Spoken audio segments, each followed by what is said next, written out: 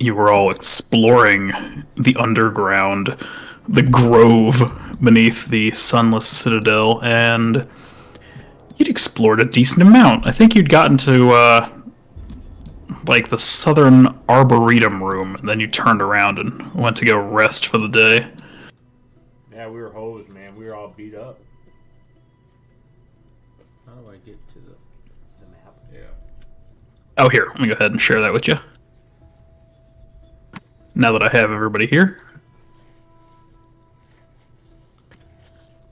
All right. I just gotta drip. I wanna try drinking.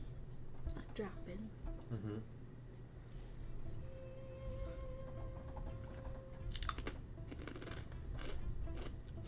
We'll pull Mio all the way over here to make things a little bit easier for us, huh?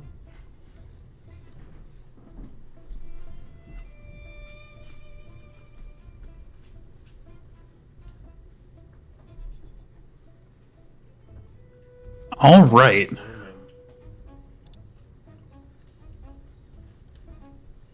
This is sketch.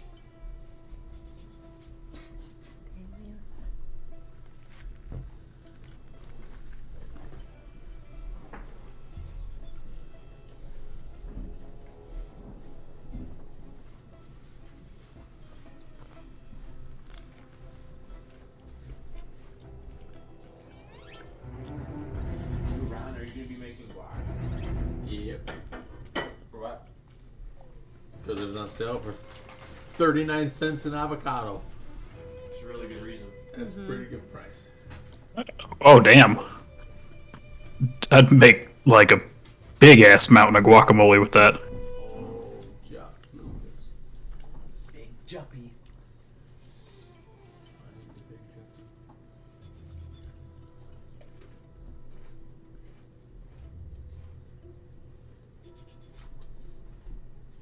When I was walking back with my last chunk, she saw me. She licked mine, but she saw me. She licked her lips. Oh yeah, and PD's gonna be gone for the night. Okay, that's no problem. I will play PD. Thank you. Yeah, we really appreciate it, Lucas. Yeah, we're gonna need some Oh, help he's gone? for the night probably. He might come on later, but I don't know.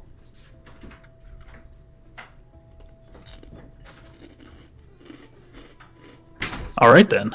Are we otherwise all good to go? Yeah. Yep. We are good. Okay.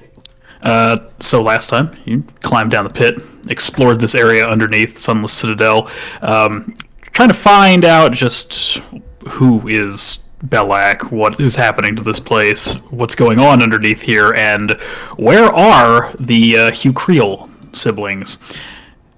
You haven't found the answer to any of those questions yet, but what you have found are a lot of skeletons, some walking twigs, and more goblins. And even some bugbears, and the bugbears have been pretty scary so far. In addition to that, you've found what appears to be a laboratory of some kind, with tables and beakers all over it. You found some goblins making wine. That was pretty bizarre. And they all appear to be growing some weird mushrooms and plants down here. As much as this appears to be a laboratory, it also appears to be some sort of greenhouse or nature preserve or arboretum. Either way, it's not entirely apparent what's going on here, but as Belak is suspected to be a psychotic druid of some sort, it probably doesn't not make sense. Did we kill him?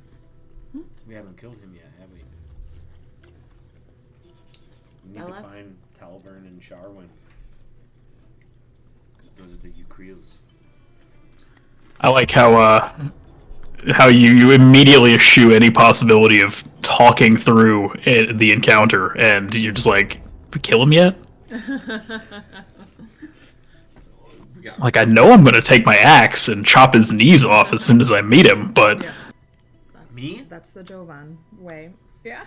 Didn't we feel like we found or the goblins were talking about one of them, we believe, right? Like he was maybe like acting like a boss of these goblins. Who, Belloc? Yeah. Yeah, and like he was around. Yeah. It seemed like. So we were trying. Yeah, You we can't learned be Belloc followed. is down here, and the goblins gave a few directions that we tried following.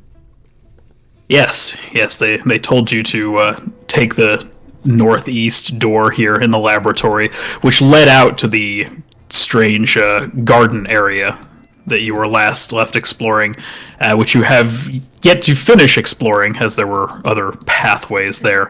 Is the garden? No. Where's the garden? That little arboretum Down hallway. here, this was.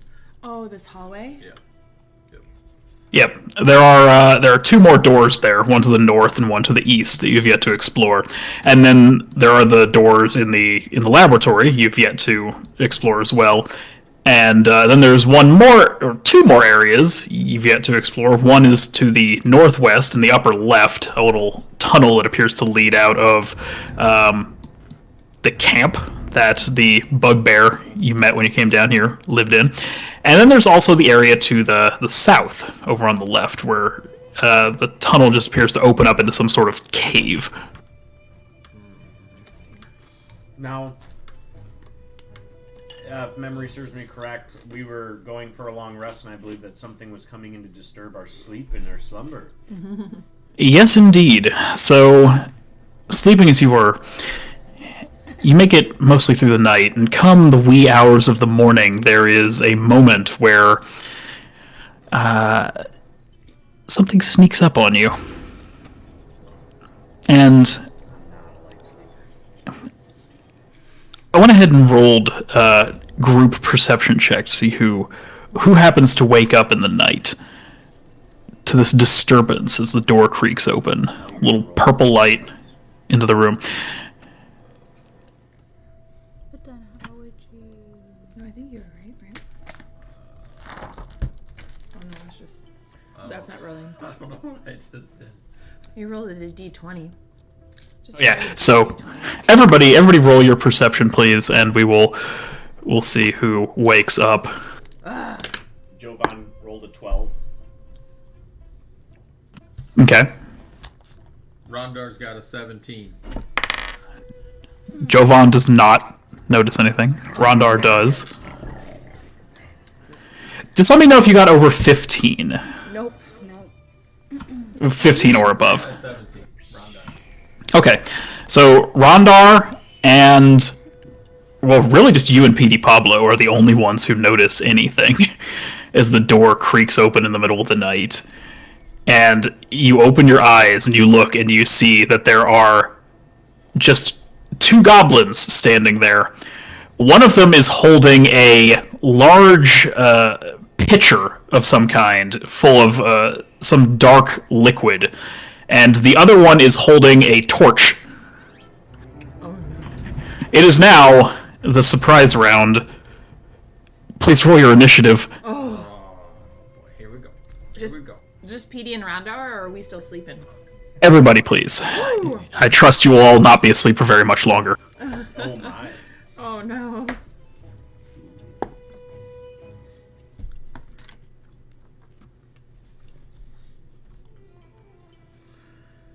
Ah. 13 for Jovan. And then plus your initiative, I think. You add your 12. Which one? You 12. Oh, good. Got nothing. I rolled a 10. 18. Ooh, nice. All right. Let's see. Rondar got an 11. Vala with a 10. What was that? Serafina with the 18. And we had Jovan with what? 12. I rolled an 18. Yep. Well, because you rolled in the game, it automatically sorted you. Oh, I thought you said I rolled a 10. I rolled a 10. Oh, no, I didn't. All right. Okay, so.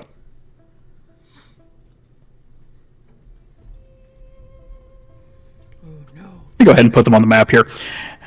In order, These goblins have not gotten very great initiative, but this is the surprise round, okay? And as such, Rondar, you and Petey both get to go first, but the problem is you've been sleeping. You're not in your armor, and perhaps you have your weapon at your side, but you are also prone in bed. What do you want to do?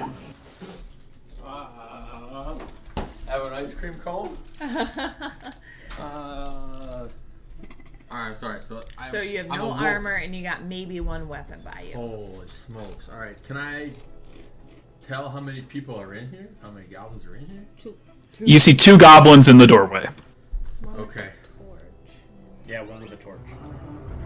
And one with a brown liquid, Oh yeah. which I'm assuming is oil. Oh, They're they're gonna gonna torch burn the us. place. So take out the fire guy first. Oh, hold on, I gotta see what I got. Got your skivvies on, man. Make the oil fall on the goblin. Throw it in his face. Good perception. Oh boy.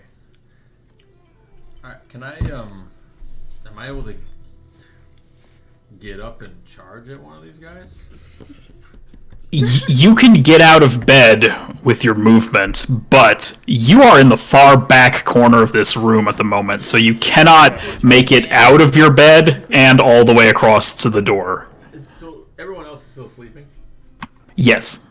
Except Petey. You see Petey's head rise off of his pillow, and he looks at you like... Alright, so can I use my turn to get up and armament myself and yell at the others, "We've got company!" Yes, you can absolutely grab your weapons. You can't put your armor on. That for a full plate, that takes like an hour, but absolutely. Okay. So Rondar stands up in his bed and like draws his sword from the headboard of this ratty goblin bed, and everybody is suddenly startled awake by this. And you can see that there is a problem. Petey Pablo is here in bed, and he wakes up. He is going to stay in bed, and he is going to cast a sacred flame on one of the goblins in the door. Okay. Goblin rolled a 7, which ain't bad. He only did 5 points of damage to it, though, so it still stands. He hits the goblin with a torch with a sacred flame, and he's just like laying in bed. He's got the covers up on him. He's like, "Ah!" And now, as it is the surprise round, it is the goblin's turn, and goblin number 1, the guy with the decanter of oil, is going to run into the room, and he's just going to throw it in the air. Oh no. Not good. He said it was brown liquid, but now he says it's oil. So he's... So this goblin comes in the room with this oil, and he just starts shaking it in the air like, "Ah!" And there's just oil flying all over the room. And then the second goblin, with his little torch, throws the torch into the room, and it hits the oil, and suddenly all these beds burst into flames, and so does his friend, who he did not wait for. And then he shuts the door. It's typical. Oh no. He shuts the door. Oh my gosh. Okay, so All right, that is the end of the surprise round. Top of initiative order again is still Rondar, so you've roused everybody awake, and in the split seconds it took you to grab your weapon, the goblins have splashed oil and Great lit the place choice, on fire. Rondar. It's hot in here. Good thing I'm basically naked. All right, let's get out of here. We gotta try to break down the door. We gotta get out. Goblin 1 is still, he's dead or alive? The goblin that is in the room with you is on fire. He will burn on his turn, but he is very much alive right now. Okay. Oh boy. Boy. Rush the door. I mean, I guess I gotta run to the door. There's no windows in here. We're going to suffocate. Yeah, I'm gonna run to the door and just try and open it. So let's see. At this point, you can either run through the fire or you can run over Erky Timbers, Meepo, and PD Pablo. Now you have a choice, and I'm gonna have you make a dexterity saving throw either way. But if you fail, it's gonna determine whether or not you catch on fire, or whether or not you fall on top of someone in their bed. Fire powers. I have water, but I don't know how that would be. I'm just gonna go right, I do dance have around the fire. produce flame. All right, go ahead and roll me a dexterity saving throw then. Could you like Create water or it? destroy. Oh, so we can create water to. That's what I'm. You could. That's what I'm One of your cantrips or wanting. A spell. But sometimes he says I can't do spells yet. Oh, you're not great at dexterity. All right, Just usually say it, and if I can. Rondar gets out of bed, and like there are all these beds in this room inexplicably just stacked in here. You're like running from one bed to the other. You step on Erky Timbers and you kick him like onto the floor, and then you go tumbling into Meepo. So you're not in the fire. You're by the door, but you've wedged Erky Timbers between two of the beds. Thank you for the soft landing, friend. Sorry. Well, now he's trapped. Better him than me. Oh, yeah. You still have your standard action if you have anything to do with that. You have like an axe, you can hit the door. Standard action, but I don't think. Am I by the door yet or no? No. Not yet. You could move again with your standard action. Yeah, I'm just gonna move to the door. Okay. You move to the door, and I will tell you this: if you try to just like shoulder check the door open, it wobbles, but it doesn't budge open. It feels like there's something blocking it from the other side. Okay. Vala, it's your turn now. The room is quickly filling up with smoke, and it is almost going to be incredibly hard to breathe in here, and smoke inhalation will become a problem if you do not cook first. I suppose throwing a javelin at the fire will do nothing. I just have my weapons. I have no Well, you might hurt its feelings. Yeah. Can I make a move for the door and then use my strength to force open the door? Yes, you may. Instincts? Okay. So you can just move right up next to Rondar. Right next to the goblin that's also on fire. Alright, and then I want to just like put my full strength behind that door and try to force it open. Yeah, alright, so roll a strength check. Strength check.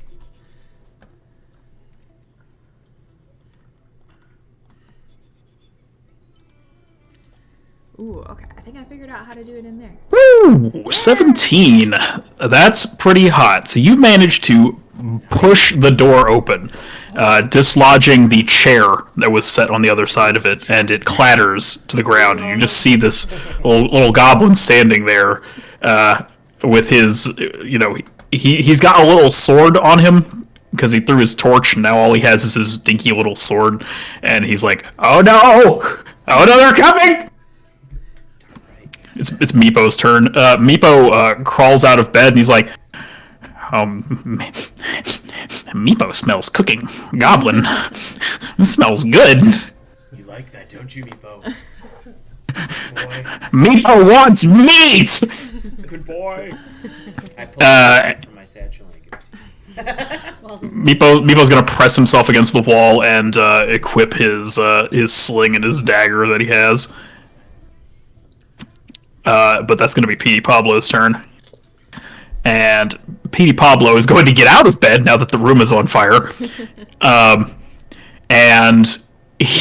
What's he going to do? He's going to immediately run out of the room. Being a cleric, he has very few worldly possessions. He grabs his stick and he just runs straight out of the room, pushing past this goblin, and he's just going to try and beat this goblin in the head with his stick. Oh, nice. Good job, Petey. Good choice. Because he's got a quarterstaff and he's going to roll a 17, and that's a hit. Oh, there we go. That's some high rolls tonight Boo! Max damage. All right, he just clobbers this goblin over the head, and it just drops like a rock. Nice. This is going well. Jovan. Think about Erky. Yeah, Jovan wakes up, gathers his stuff, shakes off his coat, runs to... Been chilling in the corner this whole time. It's all full of soot now. My multicolored dream coat. So I run to the door, I grab Erky on my way out, and just hoist him up if I could and run out. Ooh, okay, so you wanna basically go the long way and grab Erky. Okay, so go ahead and roll me the same dexterity check that Rondar made to jump from bed to bed. 16. All right, that's good enough. So, with much more grace than Rondar's arthritic knees, you manage to just plod across these beds, and you land. And with your action, you have enough to hoist Erky out of the crevasse over your shoulders, and that's where you will be for next turn. So now it's the goblin's turn. Let's see. Goblin number 1 is very much alive. He's going to take 4 points of damage from being on fire, but he's still alive.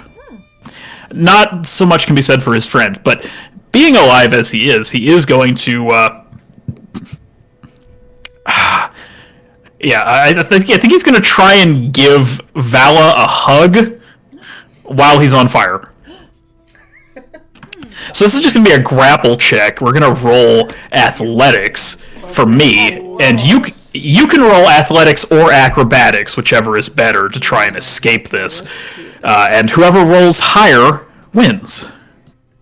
I have better athletics, so I'm gonna roll athletics. Okay, I'm going to tell you that the goblin does not have great athletics. Okay, perfect. Okay, I'll go ahead. The goblin did roll a natural 18, though, for a total of 17. It was like Sting back in the day. He was super... So this flaming goblin manages to grapple you and is now clinging to you as he burns to death. I need a dexterity saving throw to see if you take damage this round. Oh, natural 1. All right, so okay. Vala is ignited by the greasy, oiled goblin that grapples. Oh no, I don't like this. You're getting hot from What this means is at the start of your next turn, you're going to take some fire damage, and then you'll have to spend some time putting it out, unless something else puts it out for you. And speaking of, it is Seraphina's turn. Hallelujah. Ra, please, please, what else? She wants to, she's not sure that she'll be able to run through the fire being a wee little halfling, and Seraphina's in quite a bit of trouble already at the start of this morning. So I'd like to cast a spell and create water to hopefully put the fire out. All right, so question, are you creating... So how much water does create water make? Like in Minecraft, 1 bucket. I have no idea. 10 gallons. Alternatively, it falls as rain within a 30-foot cube extinguishing flames. I like that one. Very useful. Yeah. Oh, The rain. that's pretty good. So, I thought that was a cantrip, but that's a first level spell. That explains why it's so big and powerful. Well, okay. So you cast create water, and the entire room starts raining. This place has a sprinkler system. And it's smoking, and everybody's getting a little refreshed. You hear the fire alarm going off, and all of a sudden the brickwork above you just starts to drizzle. I know. Like Shawshank Redemption. Yeah, dude, right. Yeah. I'm soaking it up. So all of you are drenched by the rainfall. Even the goblin that is clinging to Vala, no longer on fire. No longer on fire. Just a and She's a dog. And as the room is not on fire anymore, Seraphina, you can move without making dexterity checks, since you may now walk without panic. Okay. Well, I would like to approach the goblin, and let me see. So you've already cast a spell. You can't attack the goblin on this turn. Oh, I see. Yeah. Okay. Well, then I would just like to. Can I move towards the door? I want to get out of here. Yeah. All right. So then that brings us to Erky Timbers. Let's see if Erky Timbers can finish off the goblin. The goblin is still grappling Vala. So let me actually go ahead and put that grappled condition on the goblin, because that will affect its AC. And come on, Erky, what you got? What do you got, buddy? All right, you've got a club. But Erky is also on the back of Jovan. He's going to hop off of Jovan and then just take his club. Actually, you know what? No. He's not going to hop off the back of you because he's very short, and the goblin is climbing on top of Vala. So with the goblin on Vala's shoulders and Erky on the back of Jovan, like they're having a pool noodle battle, Erky pulls out his club and tries to beat the goblin off of Vala. So here comes his little club. Oh gosh. It's like midget jousting. Yes! Alright, I rolled an 18. We're good. It's only going to do 1d4 because he's such a feeble little boy. But he did roll a 3, and that was enough to kill the goblin. Nice. Oh, Feeble but wise. with the Jovan's. he raises his little club in the air on the back of Jovan, and he's like, woo! Good thing you picked him up. I meet him in glory and praise.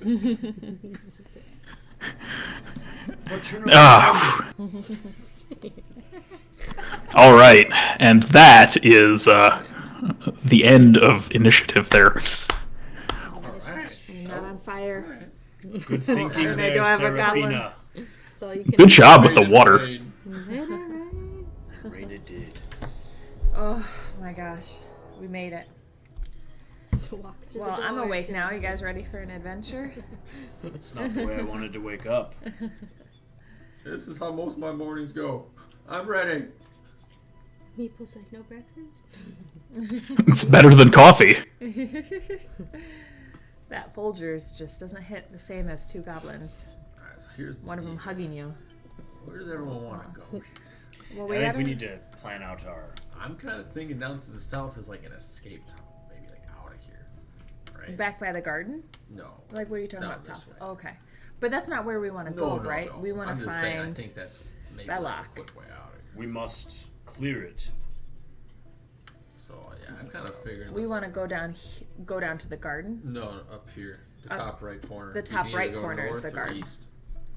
Is that's the garden up here? Yep, north or east. Oh, Yeah, okay. yeah. All right, where are we going? North or east? Let's head that way.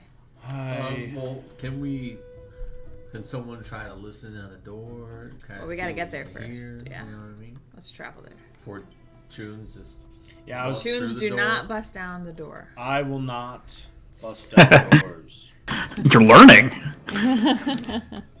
All right, yeah. So I've marked where the doors are because they can maybe be a little bit hard to see. But Oh, yes, thank you. Yeah. Okay, let's try this north one then. Can I try to listen in or see if there's light coming in from the bottom? Perception. yes, I may. Perfect. Perception. Go ahead and roll that perception. Okey-dokey. It's okay. Are you all done, Ibs? Perception. Boy, my perception is not great. Someone else should know this. I know. I really want to eat. Ooh, but you definitely rocked it this time. So I probably shouldn't. All right, so 18 perception. And I mean, if she Is it the chocolate at the bottom? Yeah. Those are the good ones. So tough. We haven't had those in a while. So at this point, you've taken a bit, right? Because it takes a while to put on like plate armor. No insignificant amount of time, but after that, you stretches, wake up, and you go check out this door you left behind. And Rondar, I want to say, like with the equipment you have, you can just take like one of your knives and kind of like slide it under the door and like look like a mirror down the hall, and you catch and you catch sight of 2 feet just plodding slowly down the hallway. They appear to be walking kind of vaguely towards you. That's all you see. You see one creature. You see its legs, mostly. And you can also see that along the ground, it's dragging this large scythe. Heavy. Slow. It's actually a sickle-bladed glaive. It's a pole arm, and it has a sickle on the top of it. Probably for gardening, but Oh, so maybe he's coming this way to garden. Gardening. yeah, looks like some kind of bugbear, Maybe he's coming based on what you've seen. because we're in the garden. Okay. Someone else want to check out the door to the east? Normally it was a tree in there. Yeah. Perception's not great. I just got lucky roll. Can I do the perception on the door to the east? That's this one right here, right? Yes. So, Oh, I have 0 perception. Does anyone else have better perception? Oh, well, there you go, Jovan. Go listen. Is it okay with everybody that I approach the door? Approach. Don't Bust knock it in. All right. Like I go up sneaky. All your hammers. 7. well, you don't see or hear anything. In fact, as far as you can tell, it's very quiet. Too quiet. It's too quiet. Well, we can kill the farmer guard goblin to the north, or check out what's in the east. Remember, we need the apple. What do you guys want to do? Which door? Question it. We need to Ooh, interrogate. the music. We need to understand how this. I mean, what they're doing down here. All right. We gotta keep our guard on, because you never know what that sickle's for. This guy's about to bust through this door. I think we Let's don't let make him a bust move. through. Let's wait at the other end. Let him Jump him Yeah, from jump behind him and try to from grapple him. behind, I'm down for that. We could hang out behind. behind the Certainly doors. try.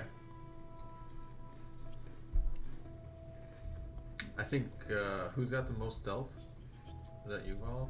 Yep, I got +4 Oh, for on sure. that. I think you should be the one to try to. Sneak attack. Because you get advantage on that. Yeah. Is there a way to maybe grapple him to try to? Well, we don't even know if someone's coming through the door. I guess. Yeah, to grapple someone, that would be using your athletics skill. Ooh, I'm +5. I'm +4. Athletics. Not bad. Can I use my stealth to sneak in the room without I don't got nothing. anyone seen? If I You would be pretty hard pressed to stealth your way into the room as there's no cover.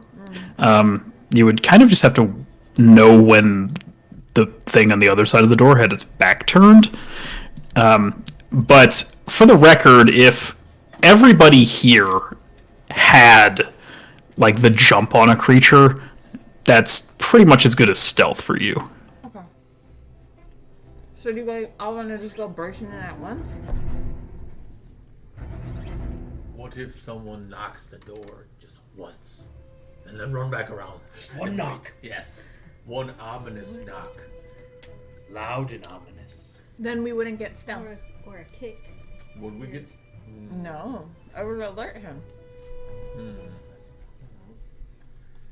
And as we're talking, can you stick your knife back underneath there and see what you see? We need to know if he's Shine coming it. towards the door, man. Because if he's gonna come through the door to Garden Dog, then we're Well, ready. he was coming this way. What more do you want? What more do you want? So I guess is he coming this way or is he like pacing back and forth? It looked like this way. Just wait a moment. Okay, so I think we're gonna wait a moment and see if he comes through the door. Okay. We're gonna Well- count to 5. Well, sure enough, you sit there sort of like telling each other to hold on and just wait. You do start to hear the footprints on the other side of the door, the footsteps, and then the door just kind of casually opens.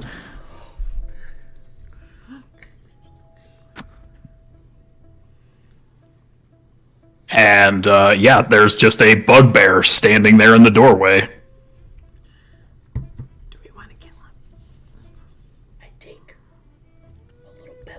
I don't think there's any there's any room for whispering because it opens the door and then it's like, wait, what? 'Cause you're all right there on the other side of the door. I take a pebble I was hurt. I don't think there's room for pebbles. and I throw it down the hallway as to already create sees a you. distraction. I think he sees us as soon Yeah, as he we walk already down Oh, the then door. I take the tunerator and I Yeah. put it up against his neck, and I just hold it there. Yeah, I'll have unsheath myself as well. All right. So before I say to roll initiative, you all apparently have a plan for what you want to do, and Jovan and Serafina are the ones who are right up there in the door. So You did. so this bugbear steps through the door, and Jovan just lifts the tunerator right to its face, and it freezes for a moment, and it just looks at you. Jump. And I say, hey pal, that's called the tunerator. And it's thirsty for blood. We want to ask where Belloc is, right? That'd be more helpful. We have some questions for you, Mr. Bugbear. And you're going to cooperate, and you're going to do as we say. We want to know who Belloc is. We want to know where the Ukreels are.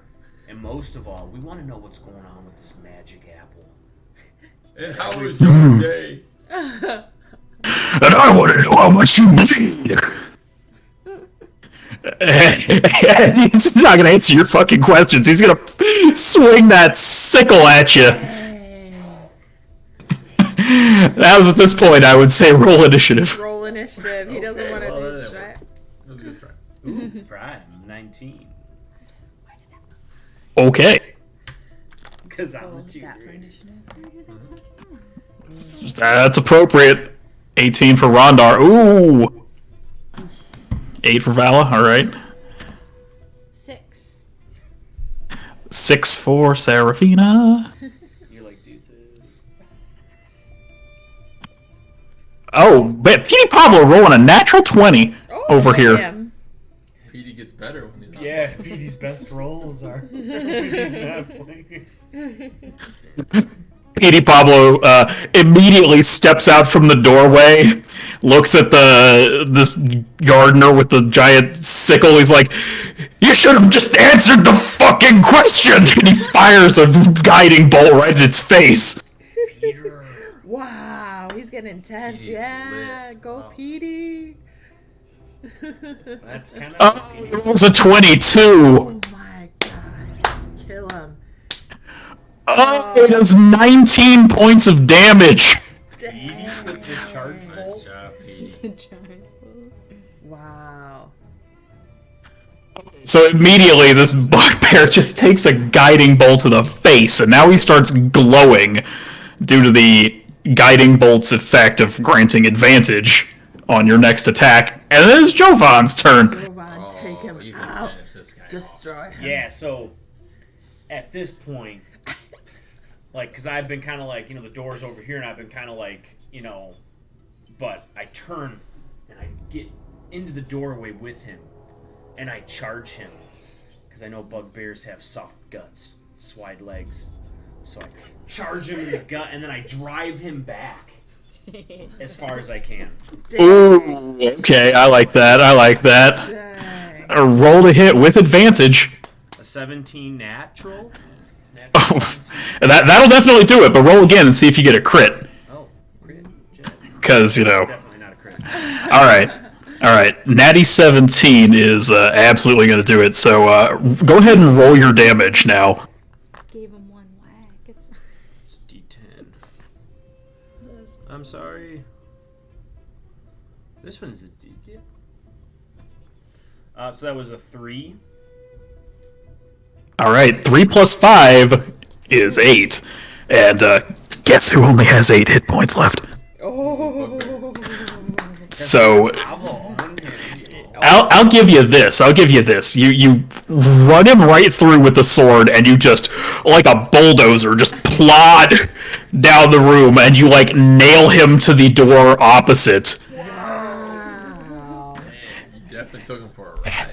And you brought him exactly to 0, so he drops his sickle along the way on the ground, and he looks up. He's like,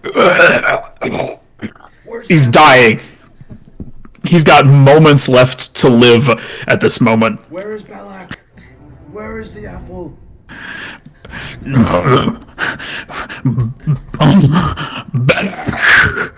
Tell me now, and I will make sure that your remains are buried properly. Otherwise, you will go into eternity with uncertainty. Balak is behind this door. And then I twist it fuckers. Avenge me! Avenge me! Behind this door. There's two Wow, I totally gained XP from that. That was awesome. Then the bugbear dies. Blah! by bugbear. Nailed to the door. Bugbear with generator with help PD Pablo. Everybody move forward. We have Balak in front. In the Wow, Meepo thinks that was pretty hardcore. Your next turn, Meepo. Meepo. Getting inspired, are you? Inspiration. Roll Learn for that inspiration. Meepo is drinking in the wrath of the God Warrior. oh, dang. That's me. Jovan tosses him a treat. Yeah, the little satchel that I have that hangs off my belt. You know, Of dog treats? Yeah, right. Yeah, Dog. just kibble. Meepo has seen a surprising growth in competency lately. I just keep. Yeah. Why, isn't that right, Meepo? Yes, I think we might get out of this alive yet. We're stronger together. Well, let's not rush to conclusions. What a Debbie Downer old man is. Well, I see that you're quite the optimist. All right, group, let's check out one of these doors. Let's get down to it. North or east? Yes, and just to clarify, the door the bugbear was talking about was the one to the north, to which you had nailed him. Can we? I'd like to search the bugbear. We'd like to most certainly take that little sickle. Oh, yes. As a matter of fact, yes. So the bugbear has, among its possessions, which are mostly just like gardening supplies and some seed packets and bits of mushroom, you do find 2 healing potions. So I'm going to put those in the inventory in a moment. Let's see. In the party sheet. Party. I'd prefer like Yes. Yep. Oh. Yeah. I would prefer like somebody else to take the healing potion. I don't really need those. Somebody with a little bit of a lower HP pool. That's me, I'll take it. Why don't Seraphina, you probably need. do you one. need? Do you use long swords, old man? No, I'm good. I got the generator. And the sickle-headed glaive, which you got from the bugbear. I've dropped a glaive there in the party sheet as well. That's an interesting weapon. It has reach. It's a 2-handed reach weapon, which means that you can hit enemies 10 feet away from you. I think it would come in handy. I could use that as I have, proficiencies with all types of weapons. However, it wouldn't be something that I'd like use primary. No, let's carry it around for now. Yeah, we'll just take it. You take. I'll take it. There's still 1 potion of healing.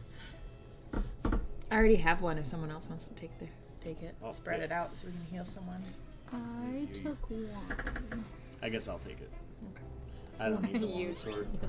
Who wants the long I sword? don't need it. I'll take it. Okay, you take it. I'll sell it later.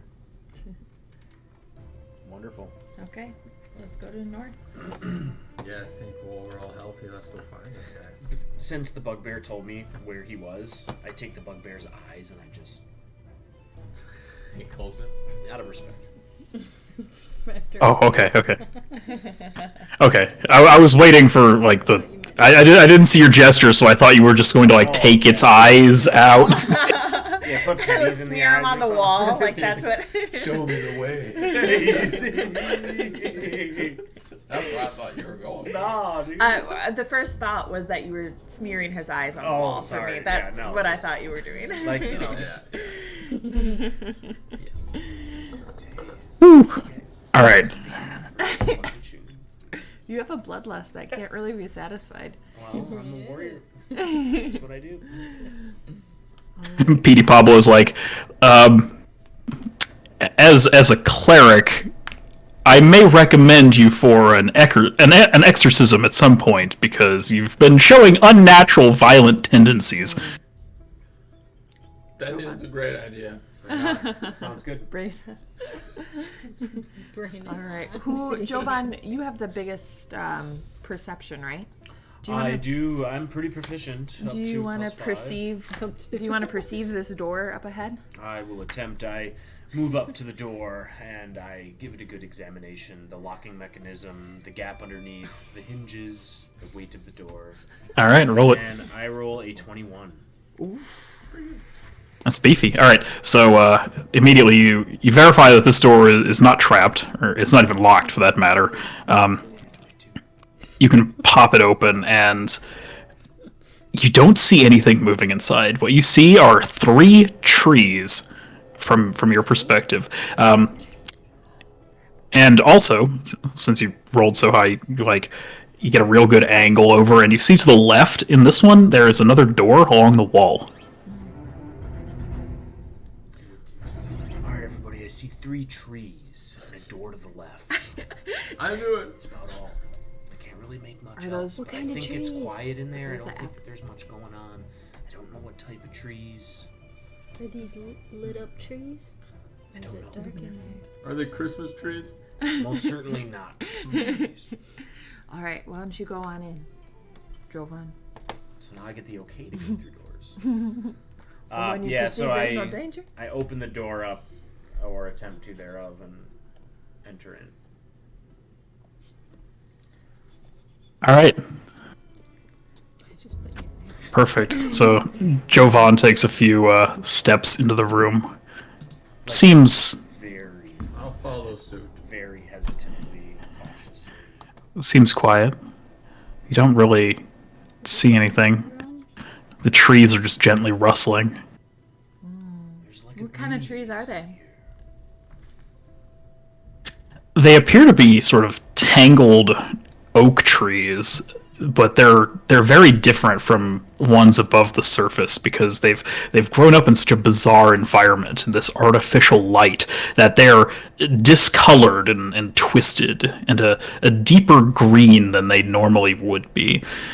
At least the ones that have leaves. The other ones are just sort of growing without leaves. I grew up underground and I've never seen anything like this before in my life. 170 These are years. interesting. I wonder what these trees are here for. Urki, what say you, my gnome friend? Well, let me investigate. He pulls out his little like pocket knife, and he goes up to one of the trees and he starts like scraping bark off of it. He looks at it and he nibbles a little piece of it.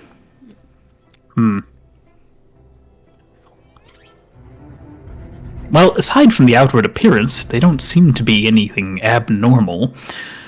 They seem to be just regular trees, but I don't see how they would grow down here without the assistance of these strange fungi, or perhaps magic was employed in their growth. Druidic magic, as I'm sure Serafina may be familiar with. However, why they are here is the bigger question to me. Are they they fruit-bearing trees? They don't look like they are. Continue to move into this little I gotta look at my Arboretum. abilities here. I looked up. Natural. How tall are these ceilings? Circle.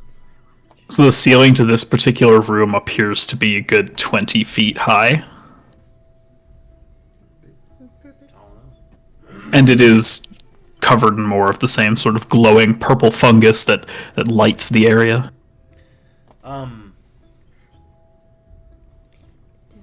What about this tree up at the very north?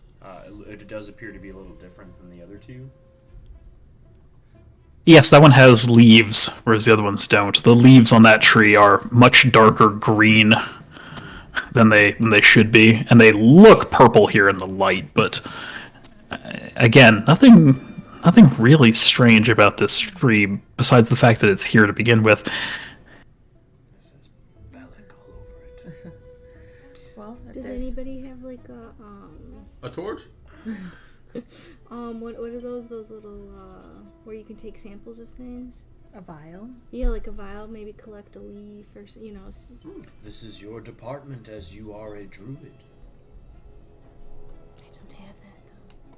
Do any of you guys have a small vial or a? Otherwise, I could just stuff a few leaves in my bag here. I trust you, druid, to take care of the leaves. Seraphina, as a druid, you should have nature, right? I'll give you a nature with advantage. Natural. Tell you what you know about this. Yeah, there you go. Ooh. So what do I roll? Yeah, Something. roll your nature with advantage. Where would that be in here? You go to your main tab. I want to try that with this one. Yep. Before you roll it, though, in the bottom left of the program, there's a there's some buttons next to the dice there in the tray. Click the one that says ADV for advantage. Then you're gonna go hit skills, Oh. and then hit nature and drop it into the chat. Oh. But you gotta click on that, the orange or the red. Click on the box with the die in the lower left corner under the total column. Under the total. So advantage. Unclick the +2, because it's gonna give you that. Mm. You click this, you drag it and drop it into here. I think.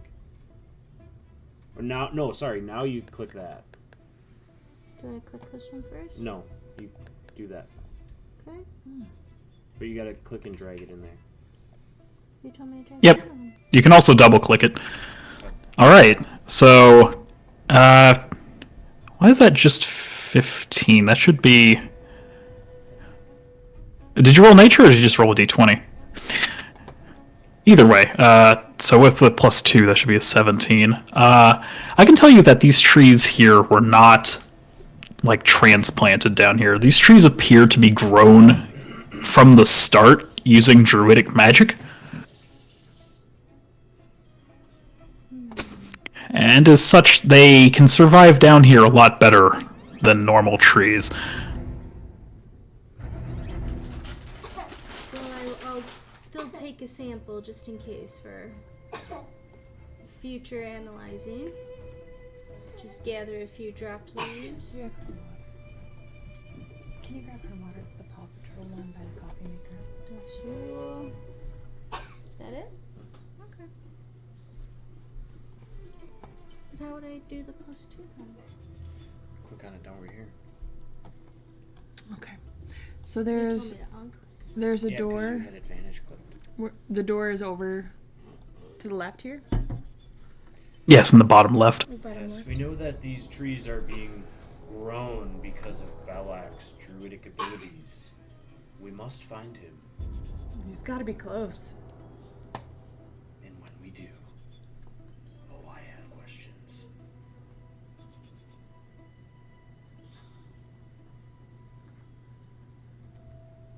let's go to the door. Let's see if he's through here. Yes, the pig man said he was in here. The pig man. Pig man Jerry. Bugbear. Bugman. Bubble boy. All right. Who dares to open the door? Rondar's gonna open this door. You're gonna perception it first? Nope. Okay. Rondar's opening it. I'm gonna open it with a big kick. Oh my god. Not another one. Stand back, everyone. You kick the door straight open, and it reveals a little hallway. And the hallway ends, and it opens up into some kind of room. You can't see into the room. All you can see is this eerie red glow that is slowly, like, pulsing against the back wall. Don't worry, I opened it extra quiet with my foot. Well, because you did that, old man. You get to go first. You don't hear anything except the sort of cavernous sound of air moving through the room from somewhere. Generator is totally out of his sheath, and hammers are unveiled from my satchel. You plod slowly down the hallway and peek out around the corner, the source of this red glow in this room. And there are these dragon-carved granite blocks lining the walls and ceiling of this chamber. And many of them are just crumbled and broken. You're stepping over this stony debris on the ground. You see this large marble statue of this rearing red dragon standing in the curve of the western wall. The eye sockets in the dragon are empty, but lingering there is this red glow that's just projected across the chamber. And it casts this really pitch black shadow of the dragon's wings on the wall behind it. It's almost completely inky black. And this stark contrast of red and black forms this shape, this very dramatic image. And in the middle of the room, there's this 5-foot diameter circular tile of dark stone that's set in the floor in front of the dragon statue.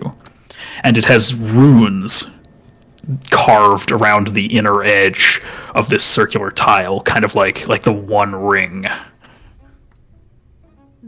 So this is like a little altar in the middle? It was of some kind. It may look like that. An offering, or an altar, a fire pit, something. Okay. Everyone, I have 2 ruby eyes from the previous dragon statue. And I've noticed that this dragon statue has no eyes. Wait, what's the worst that can happen? I run, and I jump up over the ruins, and I just ping ping. And I do a somersault in the air too. All right. So, Jovan, traversing across the room, starts to climb up. It just latches onto the side of this dragon statue, and you climb up, and you just like click these ruby eyes into the slots where the eyes were missing in this statue. And the ring in the center of the room starts to glow, but you see it's just the carvings. The engravings on the inside begin to light up. And it's in a language that you don't speak, yet you recognize from other places here. This is yet another sort of dragon shrine. It is naturally draconic. Now, who can read draconic? Vala can. I'm pretty sure. You can. Yeah, I remember. Yeah, I Yeah. thought so. Our good friend Bob. Or I don't Meepo can, too. I thought. Let me. No, I thought you could. I'm pretty sure. Yep. Common, Okay. Elvish, and Draconic. Perfect. Give me that. Meepo can also read it. So you take a look inside here, and the glowing words on the inside of the fire pit say, "Let the sorceress power illuminate my spirit." Riddle me this, riddle me that. Who's got a cool spell to cast at this thing? Let the sorcerers what? Let the sorcerers Let the sorceress power illuminate my spirit. illuminate Must be Bella. the sorcerer's power. Yeah, I thought that dude was back here. Or was he talking about the dragon piece? Pigman says he was back here. Well, there's a door right there. We must go through it. Maybe we do not must have go what we through the need. door. Yeah, I agree. We should send Meepo.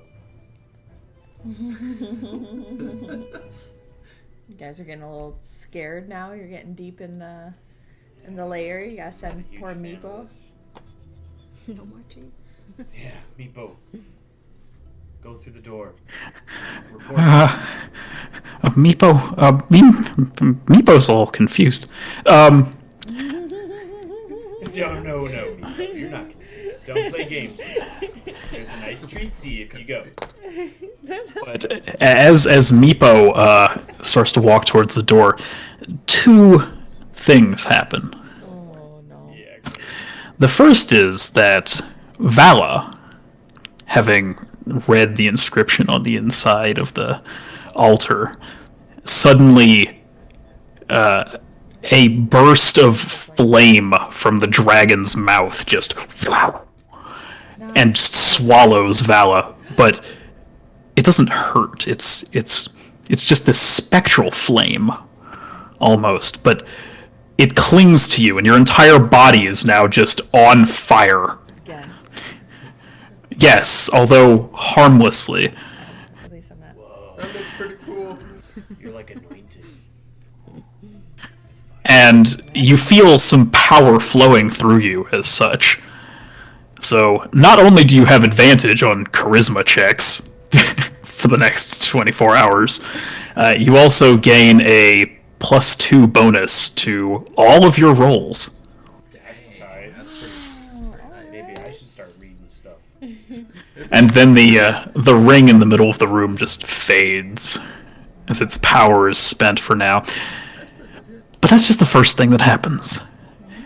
Because after that, everybody watching Vala, you can see that this flame now lights up Vala, which makes it very hard for you to do stealth, I'm sorry.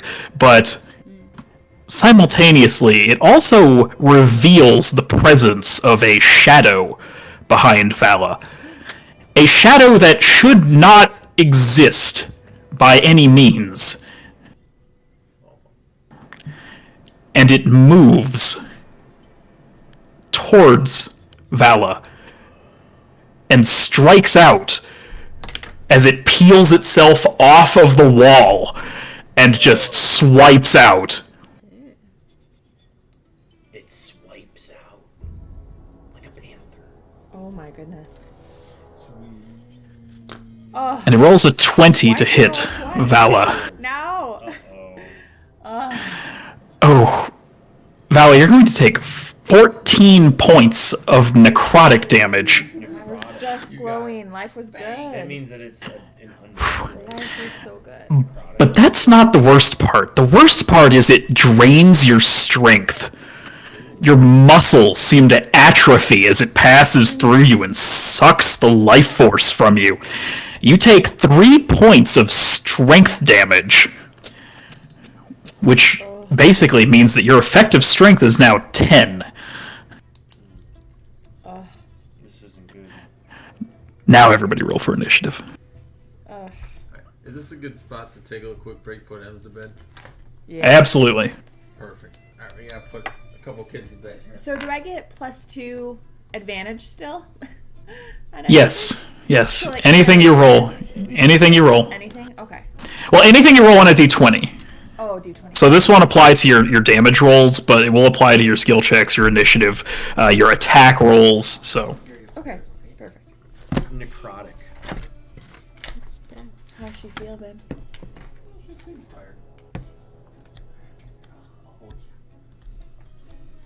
So if I wanted to do one of these, All right, I'm going to go get myself another drink too. I'll be right back, real quick. like Here, nature one. good night, honey. Yeah, you just hit the +2 then, and then you'd roll whatever dice he wants you to roll. Yep. Boom. And it adds the +2. I'll try that. Necrotic damage. See damage types. But it doesn't give me a page number. So we're gonna fight a shadow? How do we fight a shadow? With light?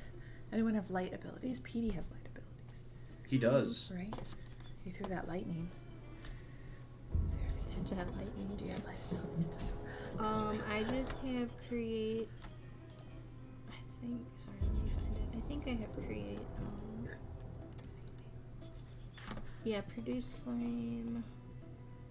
It would be about it here.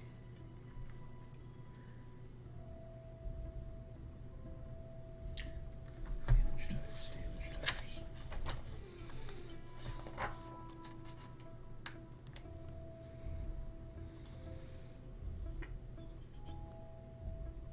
Damage and healing, 196.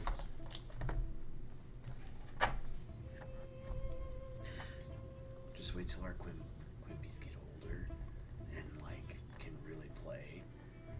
Then me and Ron will have real prime campaigns. Yeah. Ooh, nice. Okay, so I figured out that +2 initiative. I know I tried practicing. I don't know if I can. Oh, but maybe +2 meant like I'd plus. I don't know.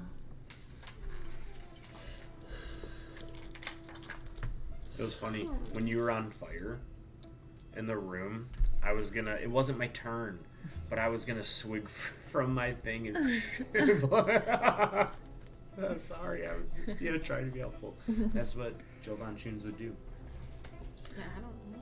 Lucas, I don't know if I did that +2 correct because it rolled 2 dice, and then Oh, do you still have do you still have advantage selected in the bottom left? yeah, I think I did. Should I have just had the +2 and not the advantage selected? Yeah, just roll it again, just with the +2. Okay, I'll do that. Sorry. Oh, I should have not told the truth. Now I'm out of 4. So necrotic damage dealt by certain undead. Okay, no, that makes in sense. a spell such as chill touch, withers matter, and even the soul. So What is it's necrotic damage is what you got hit with. So that means that whatever we're fighting is undead.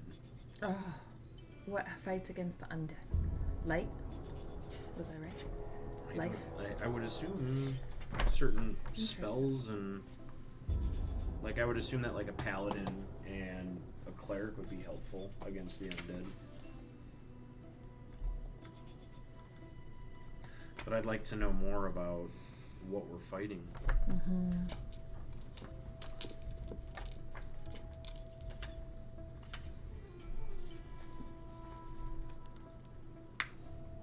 I'm actually going to just give you an effect on your character that will do all the +2 for you, so you don't have to click it repeatedly. Okay, perfect. Thanks.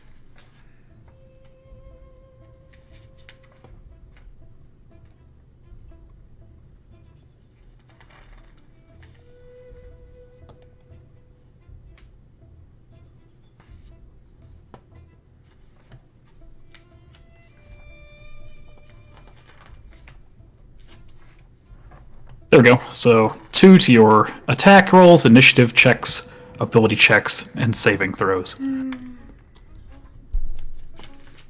Light. Evocation cantrip.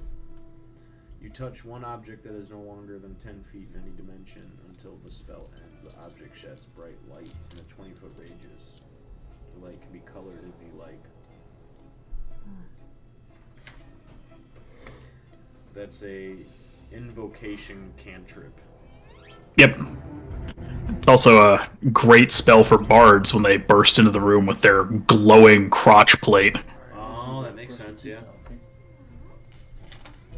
We gotta get up early tomorrow for Disney on Ice. There are a lot of fun spells that do a lot of different wacky things. Special effects. Well, you're a big girl. You're almost 9. What time is that at? Like 10 or something like that? The show's at 11, Nice. and then it's in Rosemont. So it's like an hour 20. Is that Okay. like a suburb of Chi-Town? Mm-hmm. That's brutal. Yeah. Nice meeting. And then, yeah, so it's like an hour and 20 drive, and I wanted to get there like about like 10:15. Yeah. So That'd we be kind fun. of get up at the normal time, but don't ever get up. You never know. That's what Marissa told me today about our doula.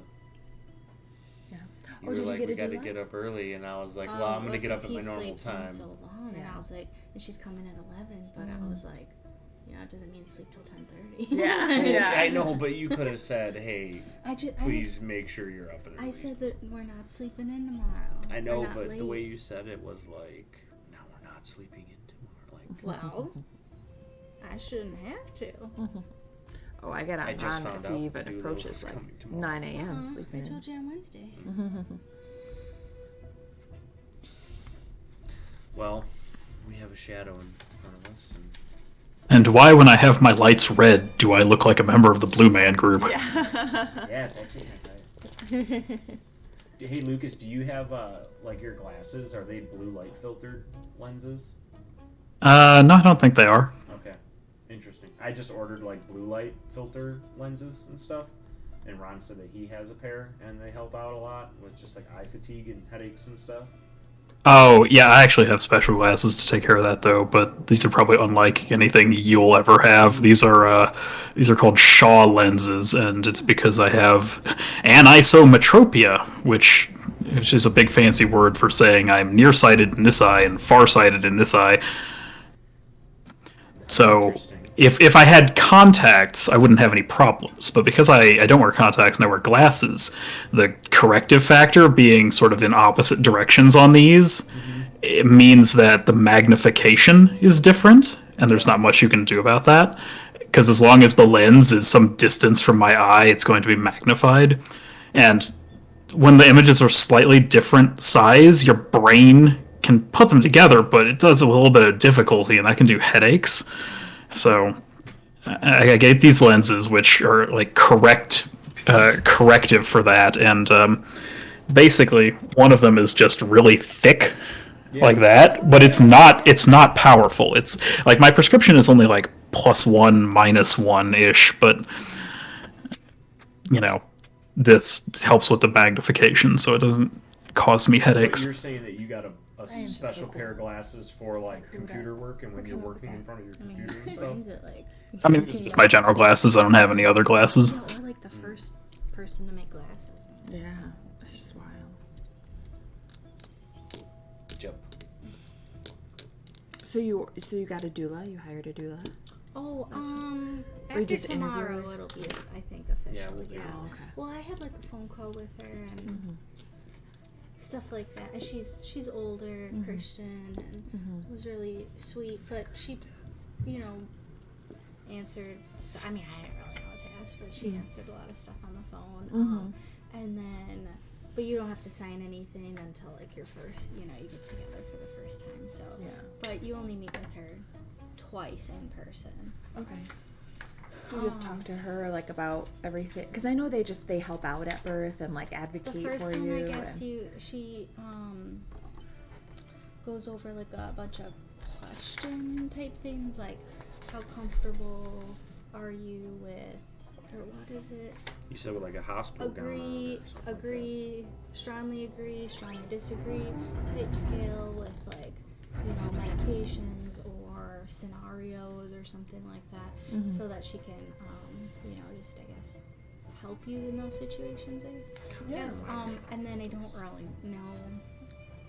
She said we could prepare a bunch of questions, and I already told her. I was like, I don't really know. that. Yeah, we're not those kind of people. Yeah, I told her maybe something that you say will spark or something, and then I guess, but she can, you can talk with her, contact her, anytime between now and then I guess she's kind of like on call, starting at like 38 weeks, she said, and then if I remember right, she does like a 1 week post visit.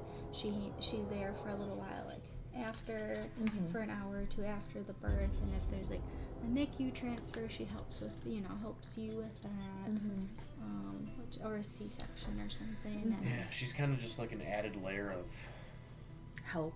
yeah, and especially like because I want you to make sure that you're taken care of. You know what I mean? yeah, and especially like first time and stuff. Yeah. I think that'll just be nice and important and stuff. But if that was kind of like her all-in-one package, which is $600, so it's not like Yeah, it it's was not like Yeah, that's, I think I was cheaper than I would expecting- It's, would yeah, it's think. pretty I was reasonable. I was expecting at least double that or something. Yeah, So yeah. that's like the all-in-one package, and then she follows you through 6 weeks after birth, with a visit and any help you might need or something. And then her other one seemed more for like women who have gone through birth or something like that, where you just have one visit later in your pregnancy, and then her presence there, and then that's about it. Well, I could see us like if we ended up like thinking like, yeah, this is of value to us. If we were to have a second child, probably that's what I mean. Then you know what you're getting into, and then I mean, So it But, seemed more like It is nice to have someone extra there just watching over things and who can take in that information and then also like help you decide stuff. Yeah. Because there's It's gonna help so me a lot. like I remember preparing for the first, and then just like stuff would happen. They'd be like, do you want this, do you want this, like we're gonna do this, and I'm like, and you're in so much pain and you're just like, what? No, my nurses were nice and like took the time to explain it, but I just know not everyone has that, you know? So it is nice to have the that doula makes there sense, to though. maybe help out with some of those, and who knows you and what you want, Yeah, and and can she'll say, well, they're offering this, but based on what we've talked about, this would be better, or Yeah. you can go with yeah, this, that's or cool. How Yeah. long does it take you to put your cats down for sleep, Lucas? Tuck them in. Yeah, tuck them in real nice. No time at all. That's time that I can spend doing whatever I want. Oh, aren't you lucky? Aren't you lucky? Woo. Okay, we're rolling for initiative on this shadow that Jovan believes is an undead. I believe it is undead because it dealt necrotic damage to Vala. Yeah, necrotic. Alright, so initiative. Yeah, everybody roll your initiative, please. I already have Vala's 4, so I got a that's fine. 4. Oh, Which is... Hey, Oof. I have divine sense. Is that something I need to use, or is that passive? I was trying to do it on here.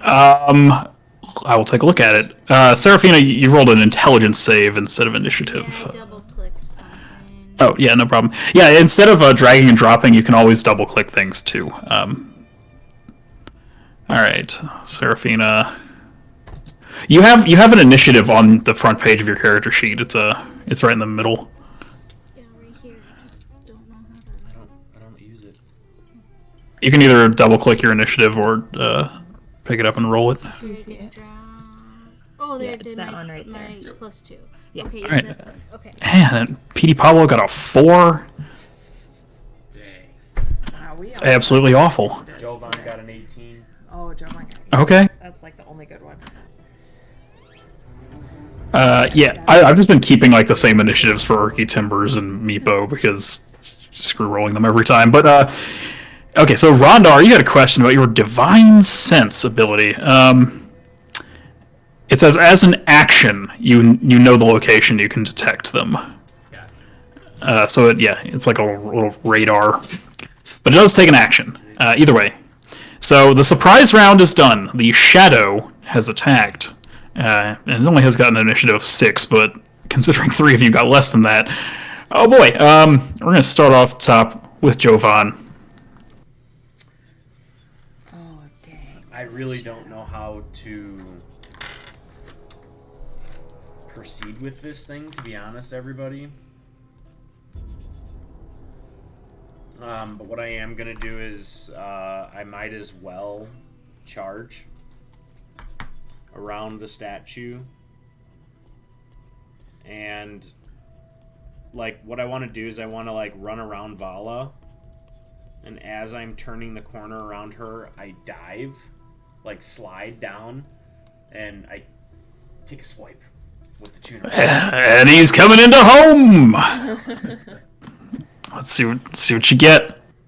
Oh, shoot. So is that plus strength, or? Yeah, your attack is your d20 plus your strength plus your proficiency. What's my proficiency? Oh, plus athletics. Whoa. So it would have been a 16.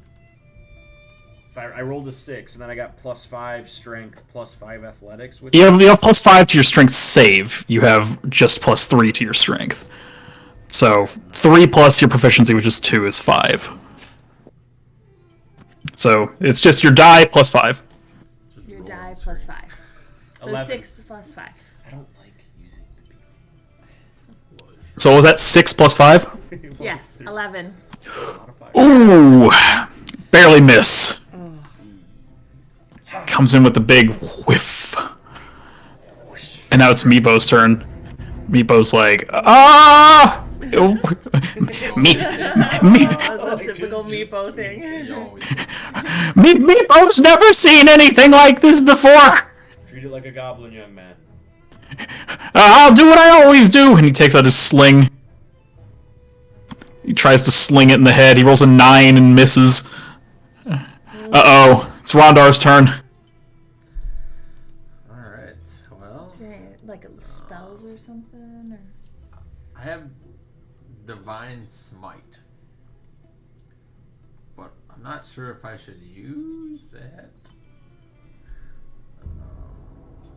Well, you get to decide when you hit a creature. So, When I hit. Oh, okay. yeah.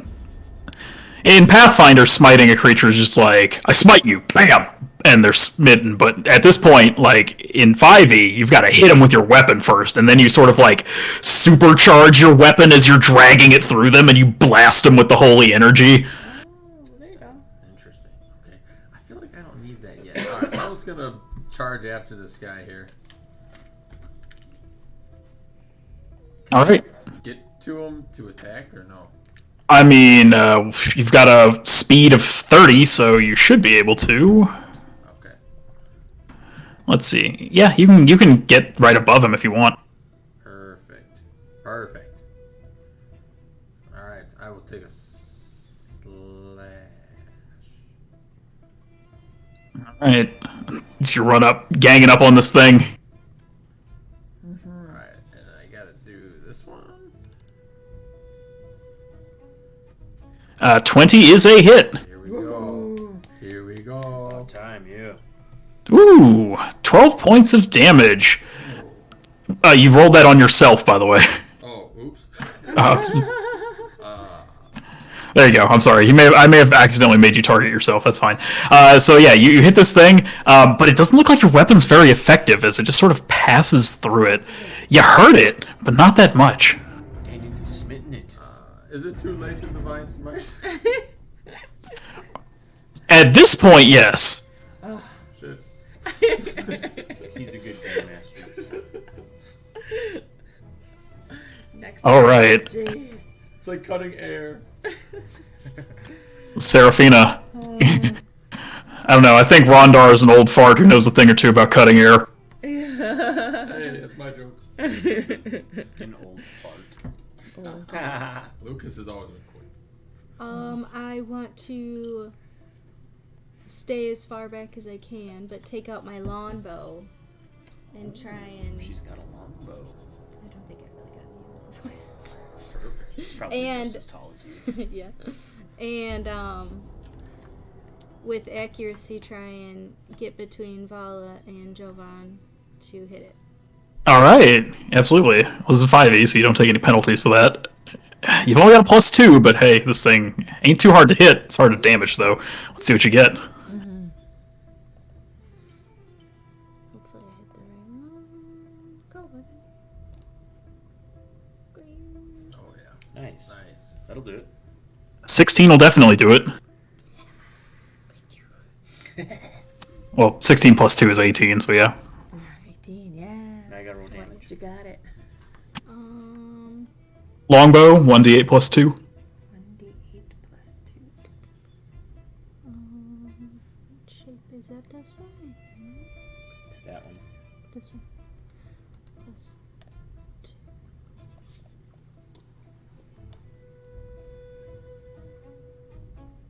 Go. All right. So your arrow sails through it again and clatters against the wall. It seems to react, but not very much. It is now its turn. Its turn. Yeah, definitely. Definitely hit hard. I'm already It's dead. Are you dead? No, I'm close. it's going to Finish the job. no, it's going to go around Rondar. Oh, perfect. My secret here is that I'm trying to spread the strength damage out, cause as much destruction as possible. The shadow is going to like sink into the shadows and merge with the ground. It's a shapeshifter. And let's see here. So it's going to go ahead and roll its stealth, and it's going to vanish. Stick together. This just is an disappeared. undead creature, I'm sure. Yes. Rondar, could I please get a perception check from you? Rondar. Stay frosty.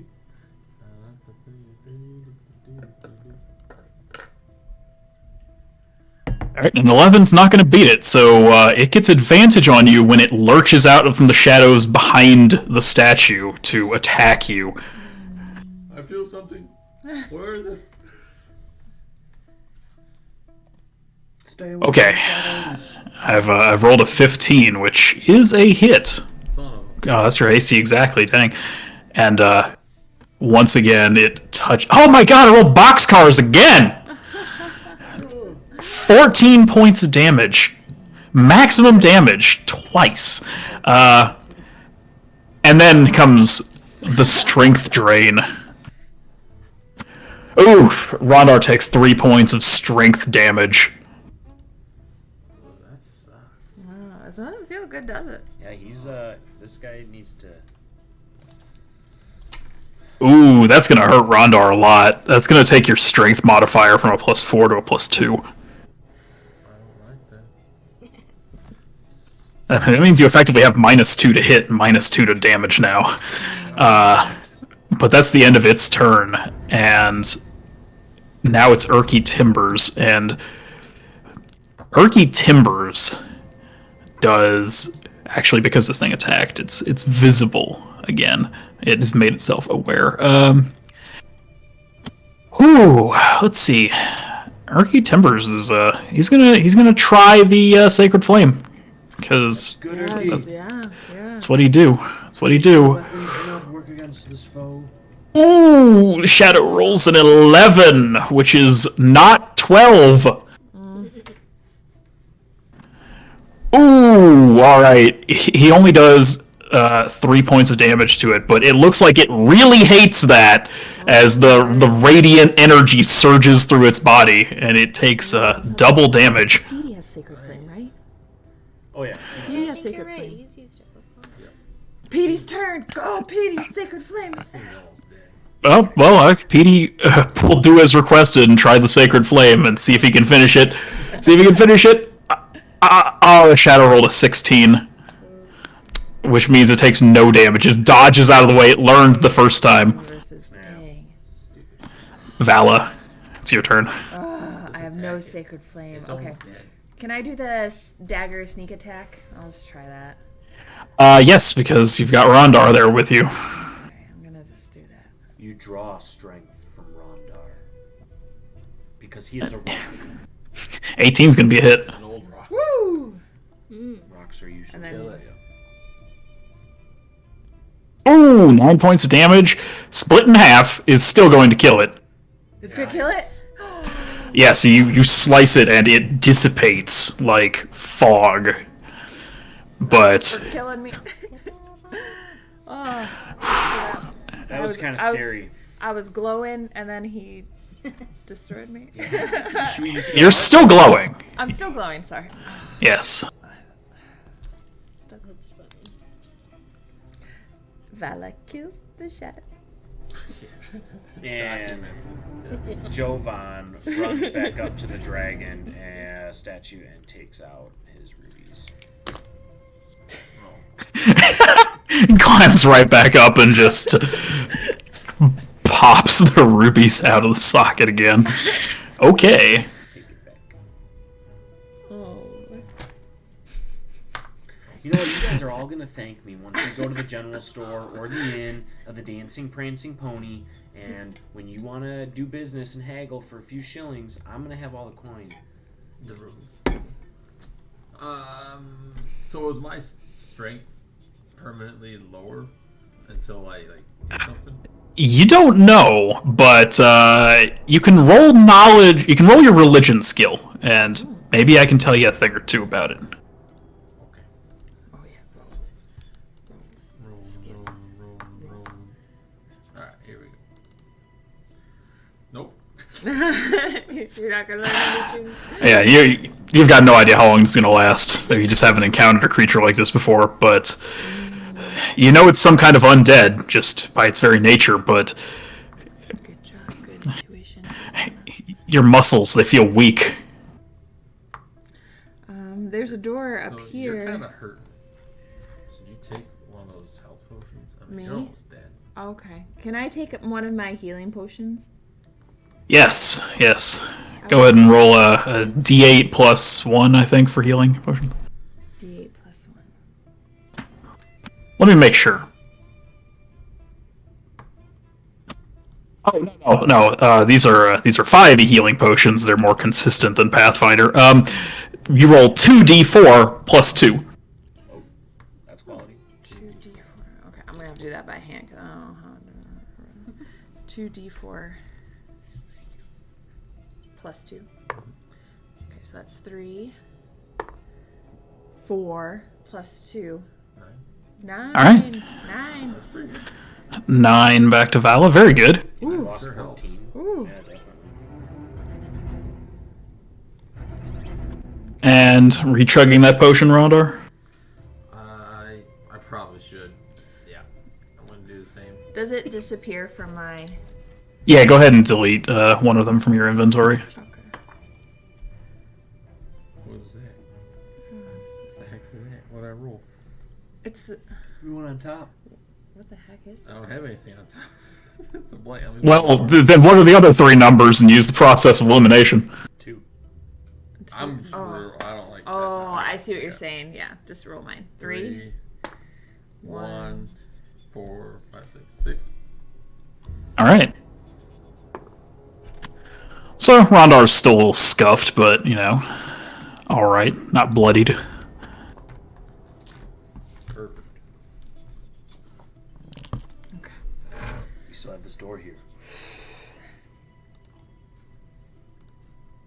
I don't believe that was Belak.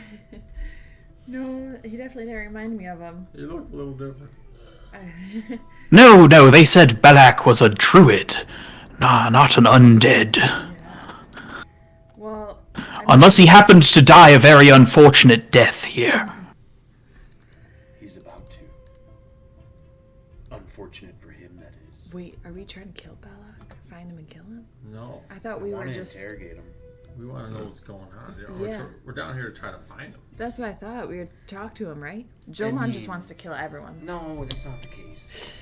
You sound I mean, eventually, people's demise, yeah, but I want information and answers. You got the perception, man. You want to perceive this door out? Because I'd this love is to like perceive this door the out. only door in the crib here.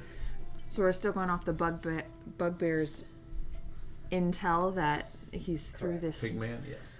I reviewed the door. I reviewed the lock, the hinges. Yes. Yeah. 6, 7, 7. 7. Yeah. Nothing looks out of the ordinary. Door's unlocked. Who wants to go in? It's unlocked. I Well, wouldn't last Jovan, you're full strength. Why don't you? I most certainly. Why don't you just open her? Don't even kick. Just open her. I just. I'm gonna let the door. Ugh. Door opens up to a messy room with leaning and fallen stone bookshelves There are these torn and burnt pages and bindings and scrolls and these piles in the corners, and just one door on the other side. Everybody look in here for the apple or look in here for something. But there's another door to the other side we must go through. Get your ass in there. Can we look around and see if there's anything of use to us in here real quick? Yeah, roll me perception. If anyone else is helping, roll me perception with advantage then. Do I only have 8 hit points right now? Oh, yes. No, you have 12. You have 8 wounds. Oh, Yeah, so you got 12 left. gotcha.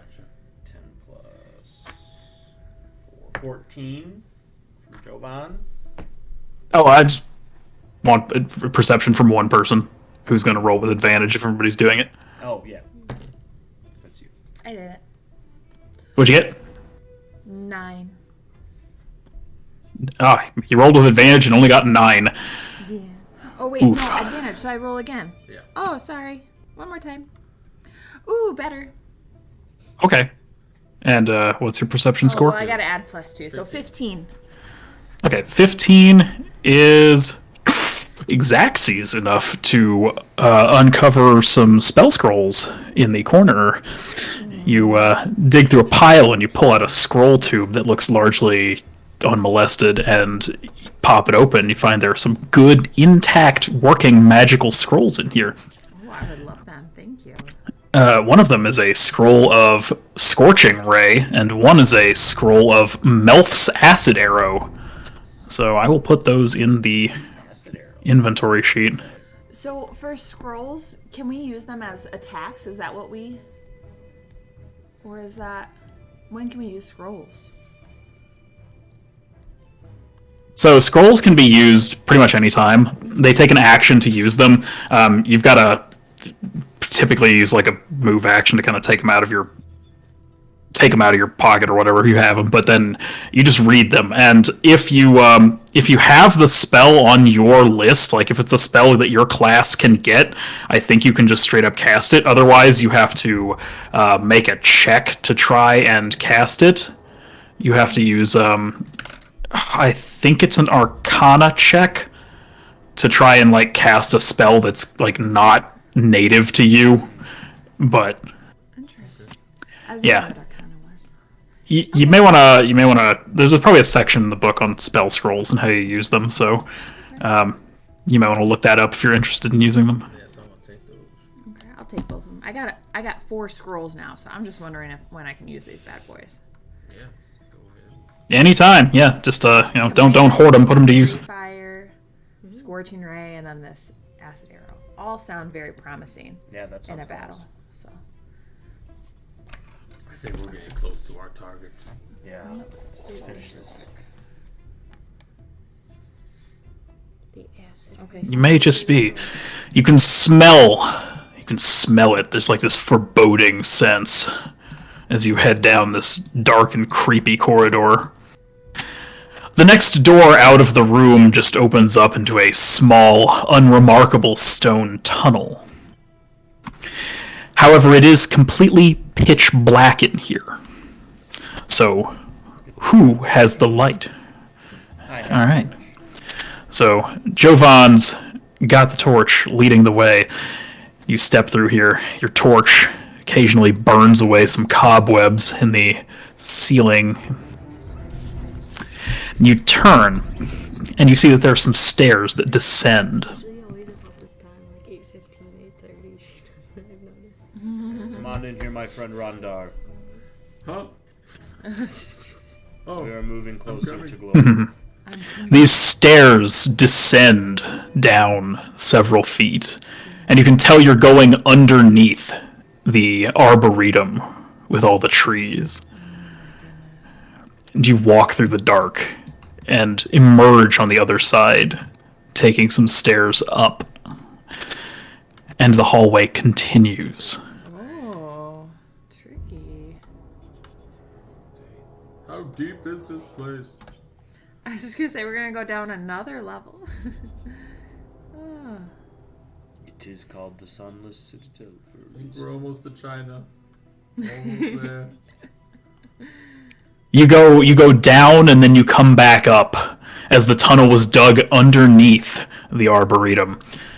And at the end you see a very long, empty corridor with a single door in the side of it. That's all we need. Got to be in there. Said that about the last 3 doors. This must be his office. He's got a long commute. His orifice. Oh my gosh, this is so long. Yeah, jeez. Val's just trek. Yeah, you're cruising. Come on, group. Catch up. Petey Pablo was like, I don't like this. I don't like this at all. It's too cramped in here. There's no easy way out. Yeah, this is kind of... Just imagine if they had like a giant rock come down and roll us all over. Yeah, real nice, Peter, because that's exactly what I need to be thinking about. Which is actually pretty true. Probably should be thinking about that. Good thought, Peter Pablo. Perception check. Any traps? Well, considering you're already down the hallway, there don't appear to be any so far. Anything here? There's nothing but a door. Okay, who's gonna check out that door?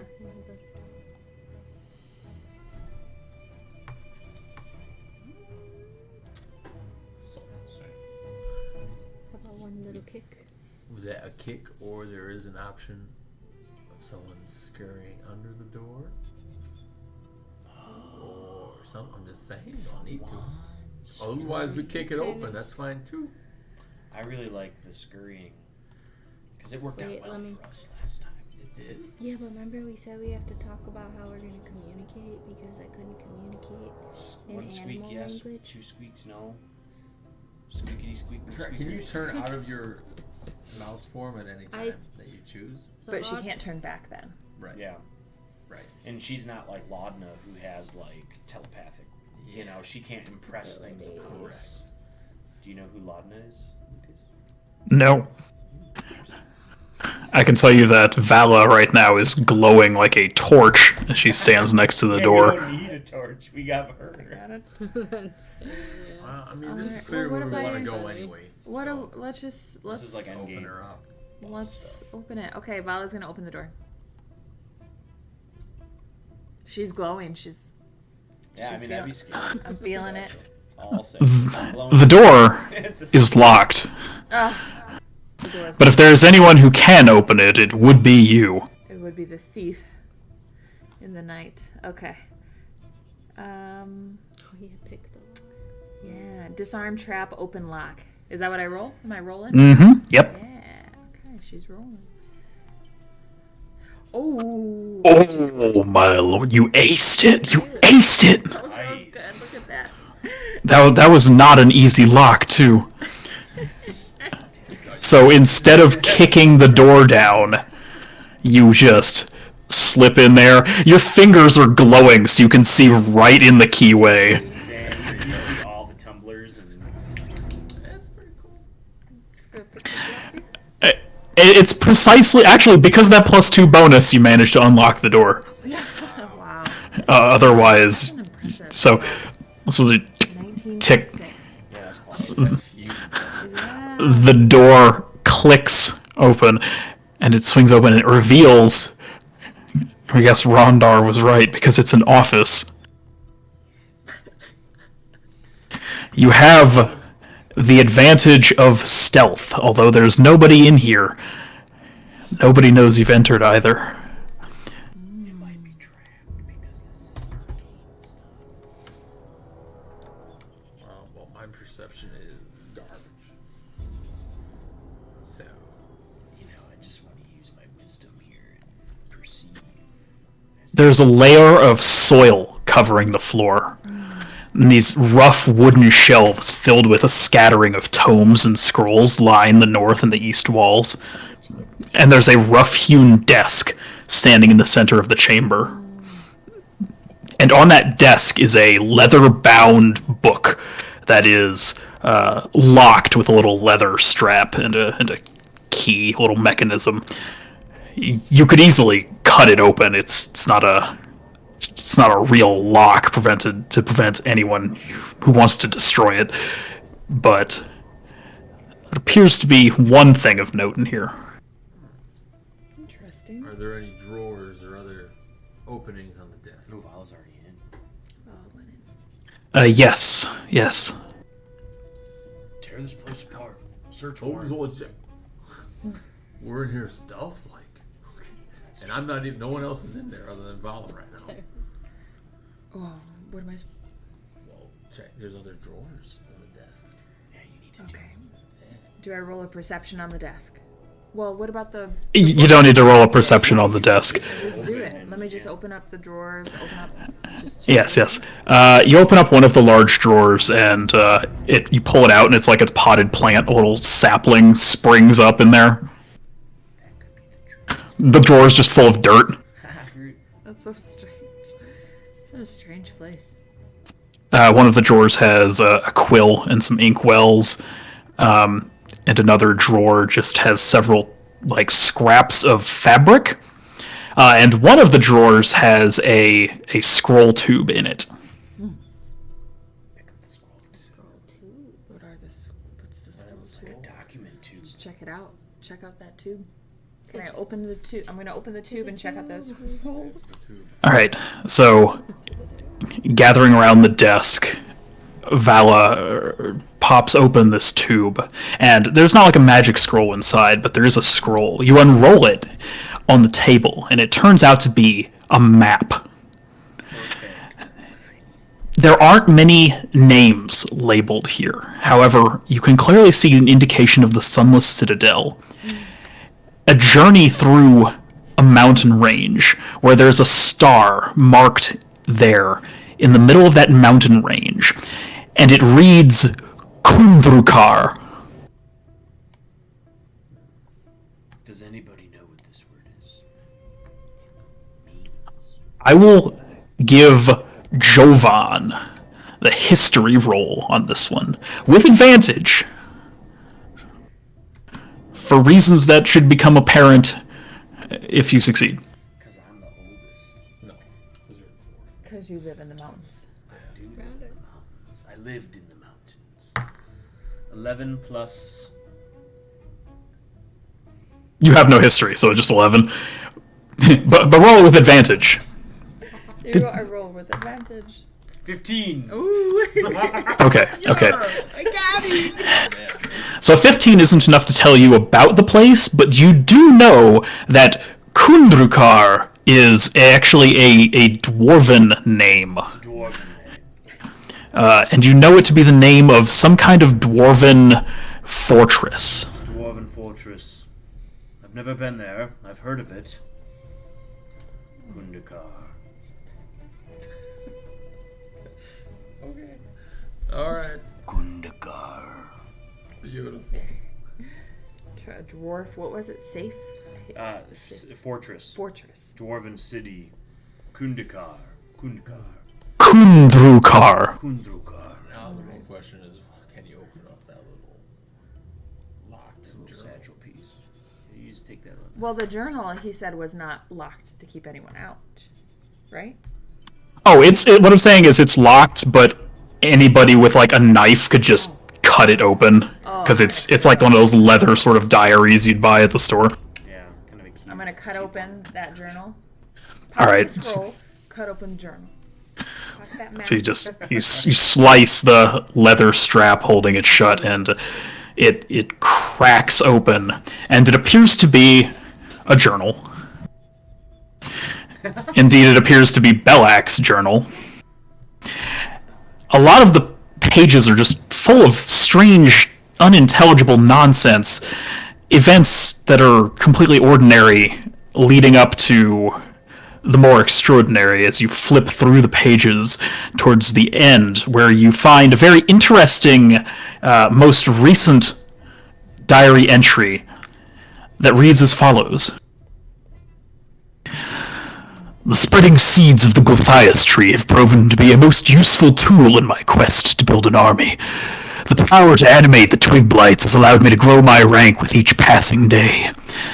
But as the numbers of my twig blight warriors grow, so too does the need for weapons to arm them. It was with great excitement that I discovered the ruins of Kundrakar, a dwarven stronghold established by Durgeddon the Black. I can feel the power emanating from the depths of that place, and I know it holds the key to supplying my army. Rumors of the legendary arms forged by Durgeddon and his fellows spread far and wide through the countryside. The dwarves may have abandoned this place, but I will put it to good use. Their weapons will serve my armies well. With the power of the Gulthias tree, they will rue the day. My time has come to strike. I will lead my army of twig blights to Kundrakar soon and claim it as my own. The time of Belak has come. This dude is so outrageous. I don't know if we're equipped to take out an army of twigs, I mean, I don't see why not. but I mean, let's go. We've got fire. How about a little fire, Scarecrow? What a troubled soul, this Belek. Alright, well, there's a door. There's one door. Can someone remind me, why did we need to find Balak in the first place? To talk to him. But does anyone remember what about? The Ukreels, wasn't it? And the seed. Belek was the seed guy. You know, he's doing all these experiments with the magic apple. Was he the seed guy? Yeah, what you know so far is that you were sent here to find the Ukreels, and as you arrived here, you learned of this mad druid wizard somebody named Belak, who had apparently taken up residence here and was responsible for distributing these magical apples that are occasionally sold at town outside. I mean, at this point in time, I feel like this quest has become of greater importance. Balak is trying to raise an army. He's trying to take over a dwarven fortress. Are you trying to stop him? I am. Well, Keep in mind, the Ukreels are not just, commoners that got lost in this place. They were adventurers sent here for a purpose. This may very well be that purpose. So we have a choice to make. Do we follow the map and go to this fortress and take on Balak and his tree army? Or do we continue our quest for the Ukreels? I think the first and only thing to do is open that door and see what happens at the moment. Yeah, we need to clear the dungeon here. Yeah. Can't just leave one door unopened that we got this far. But if we are going across a mountain range, I am going to need a good bowl of stew before we go. Yeah, of course. I mean, there ain't no mountain range on the other side of that door. Let's go. Let's open that. All right, open it up, old man. Maybe it'll help us make this decision. Serafina, get ready. Rondar very Peter, where professionally, in his old age, opens this door with authority. The door swings open, and you reveal on the other side a room. And on the opposite side of this room, the wall is completely knocked down on the floor in pieces, and beyond it expands an enormous grove of trees. I don't see it yet, but when I do, I'll burn it. Oh there it no! is. Oh my goodness, Holy smokers. that's a big room.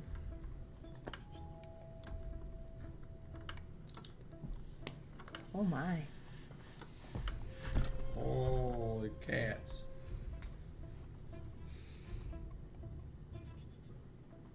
There, This let me must just be do where that. He's growing his army. Yeah, this must be where his grow operation. Oh, it's really big. There we go. It's going to take a while to load.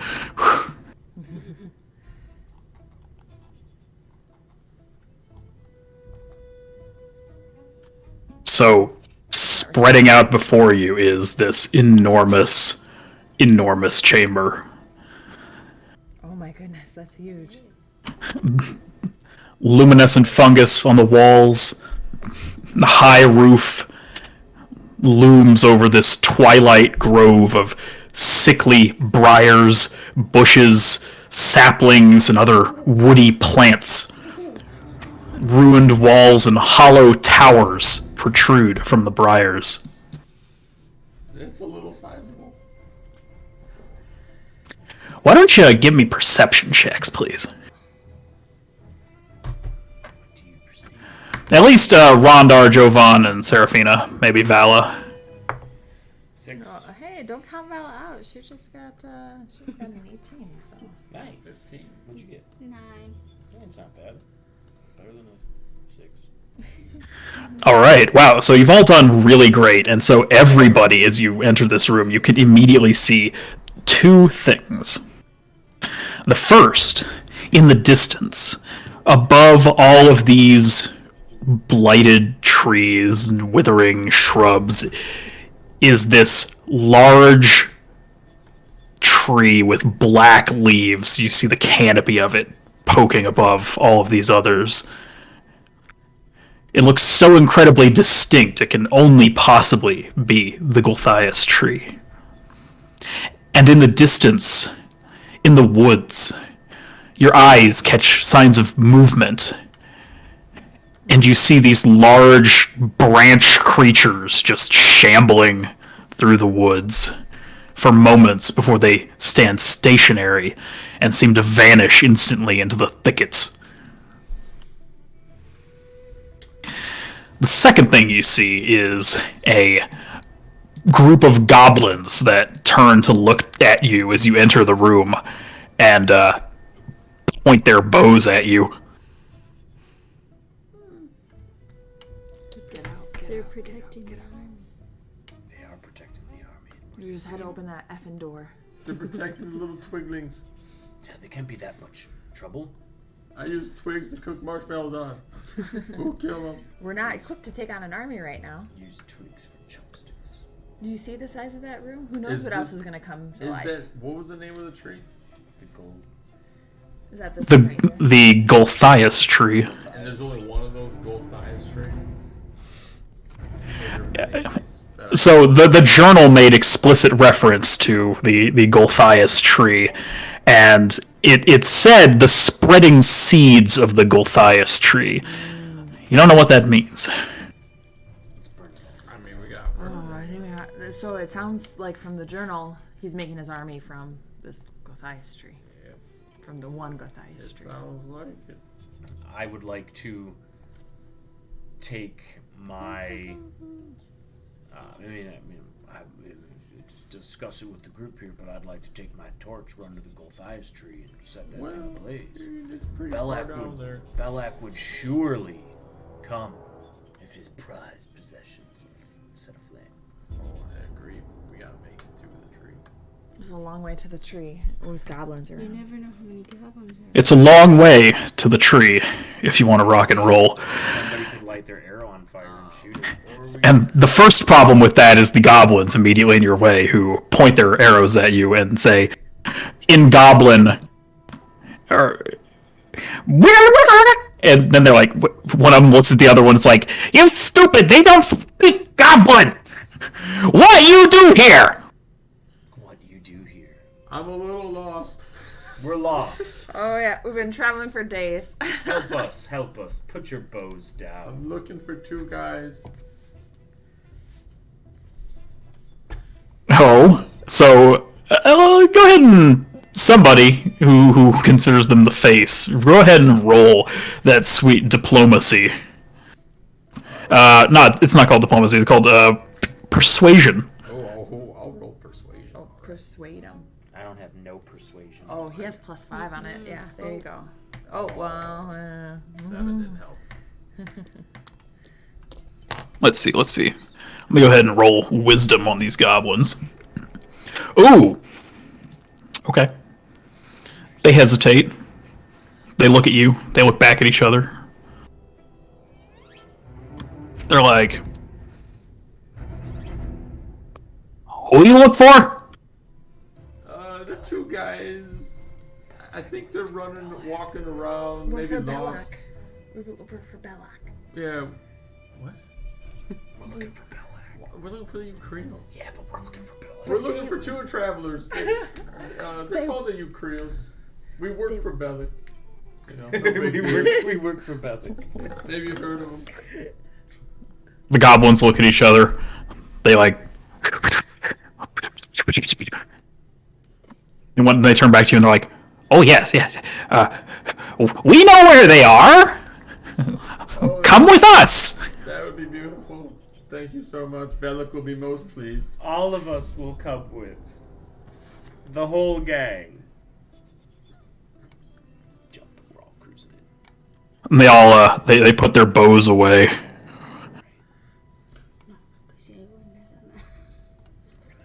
You're doing a good job here, guys. Really, really great work. I strategically move around the tree. I'm sticking close to Jovan so that he can. Yeah, where's this tree at? Which one is it? I think it's the one Well, deep that's in very there. bottom. Holy cow. That big It's one? deep in there. Yeah. You want to run. Yeah, I wouldn't have made it. I wouldn't have made it. So, I wish there was a way like you could like select all of them and drag them all at once. Okay, where are we moving?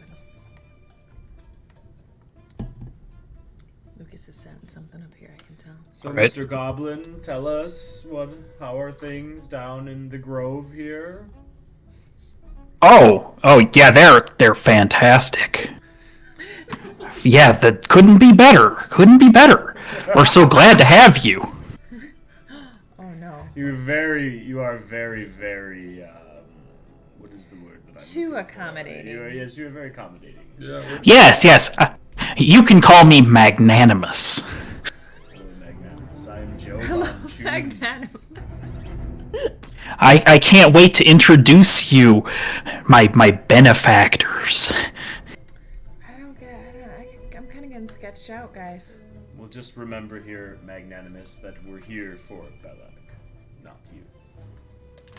Oh, but of course, yes. We know. We will take you right to Belak. No problem. This is sketchy as hell. This is, they don't seem. I mean, hey, you know what though? We're getting closer to that big tree. Yeah, we're gonna set that on fire and then they're Things are not. The dwarves sound sketchy. No, the goblins sound sketchy as Yeah, they do. Magnanimous is his name. I'm gonna look over at Meepo and just get a sense of his body language. Magnanimous. Yeah, what is Meepo? Meepo's trailing behind at this point, and he's staying far in the back. He's like, he looks nervous. He's shaking. Meepo. Huh? Meepo knows better. You shake his Yeah, shake the little treat bagging.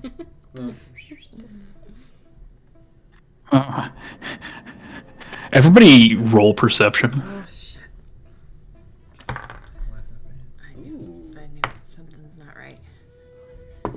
22. Oh shoot, I meant to roll on my screen, but I got a 1. Oh. Yeah, I got a 1. She's a 1 gal today. Yeah.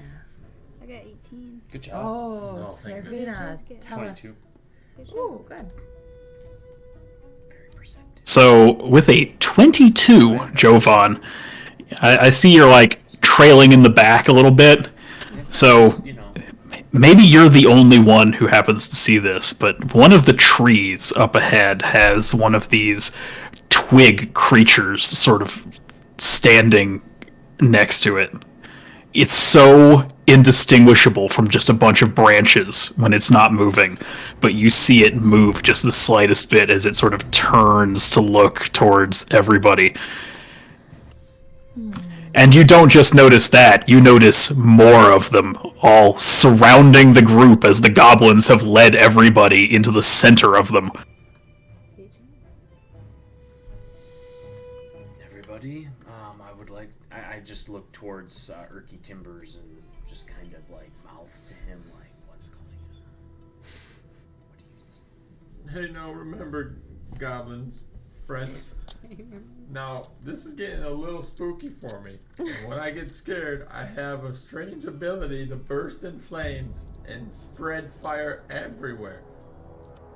Oh, that's good to know. Kill him first! and then all of the trees start moving. There we go.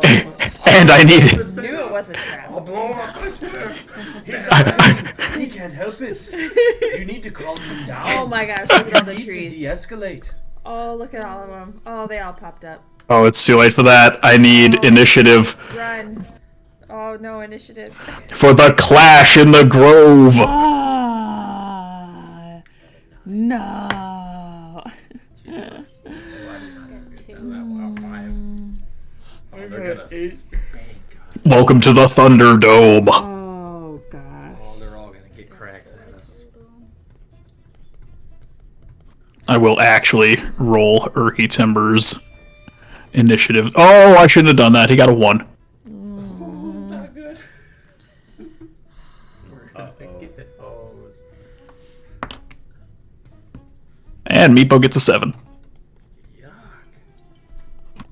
Alright, so I've got Rondar's and Vala's. What are Jovan's initiative? And I've rolled Petey-Pa. 4 total. Alright.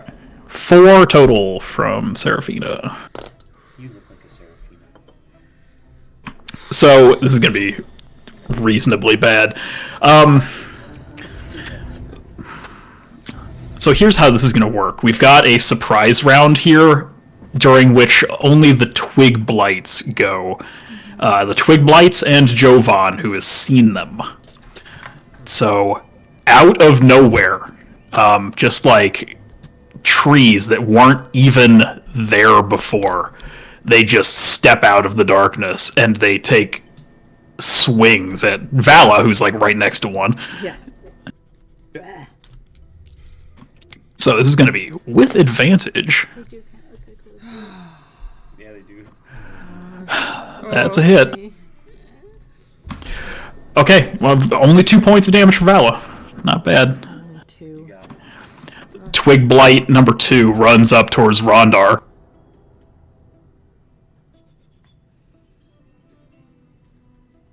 There's one right next to It doesn't get advantage on you because it had to run up to you. And that's a miss with a 7. And then number 3 lashes out at Seraphina, who is also close enough for it to just snap out. Maybe I can crawl under there. That's a 16 and a hit. Seraphina's going to take 4 points of damage, and then the 4th Twig Blight is going to lash out at Rondar. With advantage. You do not see this one when it comes at you.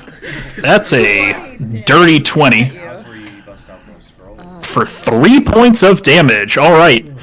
And then the only other one to go in the surprise round is gonna be... Actually, I have to know if Petey Pablo sees it, because I didn't roll his perception. My PC Pablo.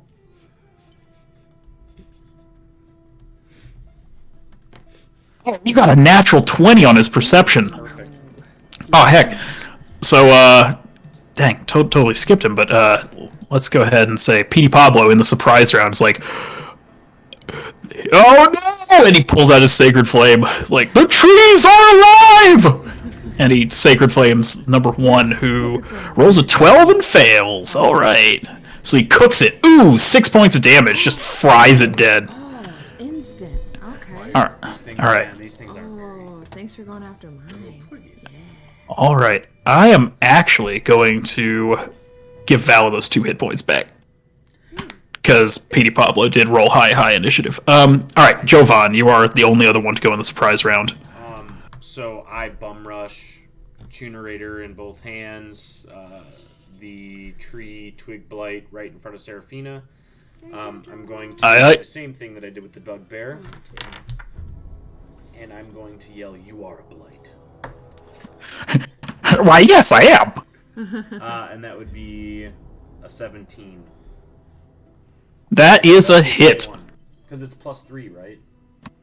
Your attack is +5. Oh, so it would be a 23. It's a hit, yeah. Yep. It's a hit. And I get this guy out, right? That's D10. So 2. Yeah, 2. +5. 7. All right. Yeah. So you chop it down. It dies. Thank you, John. Thank goodness. Ooh, second wind. Bonus action. Okay. Second wind, but wait, you mean action surge? Action surge. I don't have action surge. I just have second wind. Bonus action to regain hit points equals 1d10 plus fighter level. You're not hurt. Oh, I just was gonna pull out a little healing potion and toss it over to her, but Oh, I mean, you can take a healing potion out, but Oh, I you can't do have anything with it this action surge. turn. That was my level 2 I only thing. got 4. I only got, just. You're gonna need it. All right, top O round, not the surprise round. P. Pablo goes first with his lightning reflexes. He snaps out and he's going to try and cook another one with Sacred Flame. He's going to go for the one behind Rondar. Ah, he rolled an 11. Is he going to get cooked too? These guys are Oh, Ooh, 4. 4.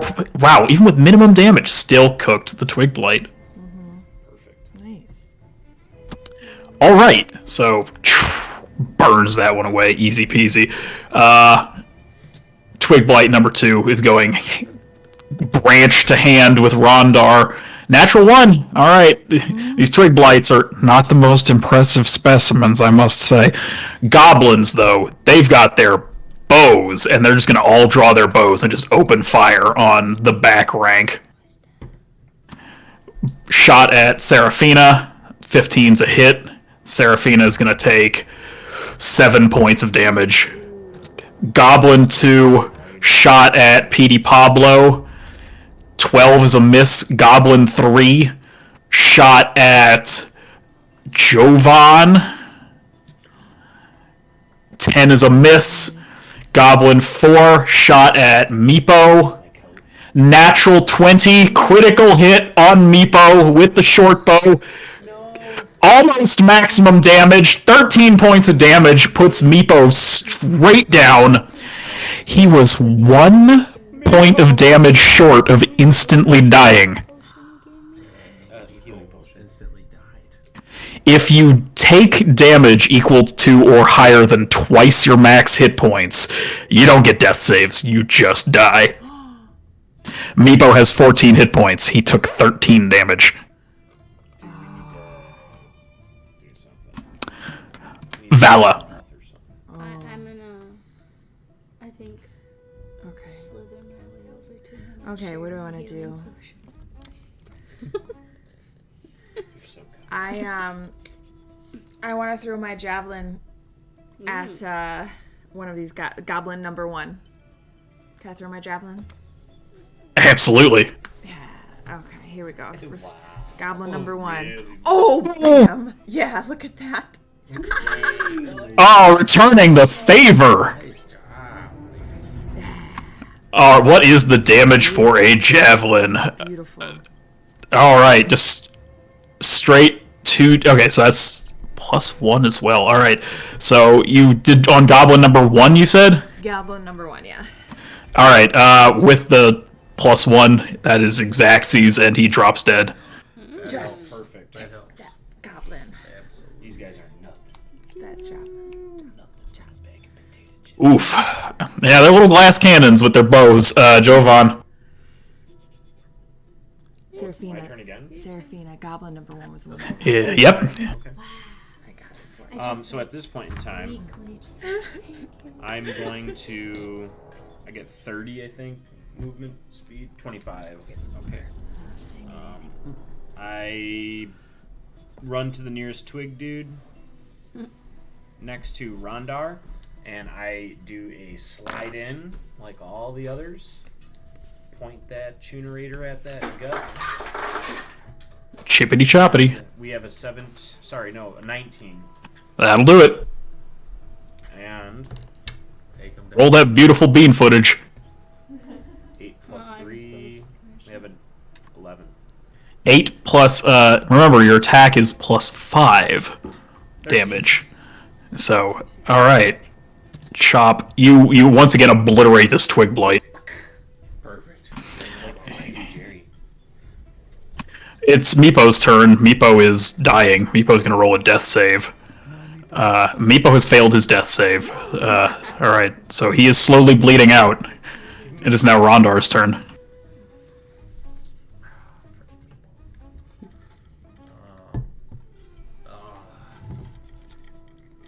So he's got 2 more death saves he can make? Or he needs to have... So he has to fail 3, but if he rolls a natural 1 on his next one, he will die. Never to be seen again. Correct. Otherwise, I could lay hands on him. You could lay some hands on him, yes. Lay some hands. I gotta keep the guy alive, I guess. Yeah, save him. If it was one of us, he would do it. I don't like to heal people as much. Alright, I will use it on Meepo. Lay hands. All right. How many hit points are you going to give Meepo? You should have... How many? It's like, what, 5 times your level, so you have like a pool of 10 to use? The poison. 10 to use, yeah, because you're at level 2. I have 10 to use. I'll give him 5. Okay. 5 little sippers. That's good, because he's got a maximum of 7 anyway, so he now stands. Well, he's conscious now, but he's still prone. So, Meepo wakes up, he grips his sling in his hand, and he starts frothing at the mouth. Like, Rise,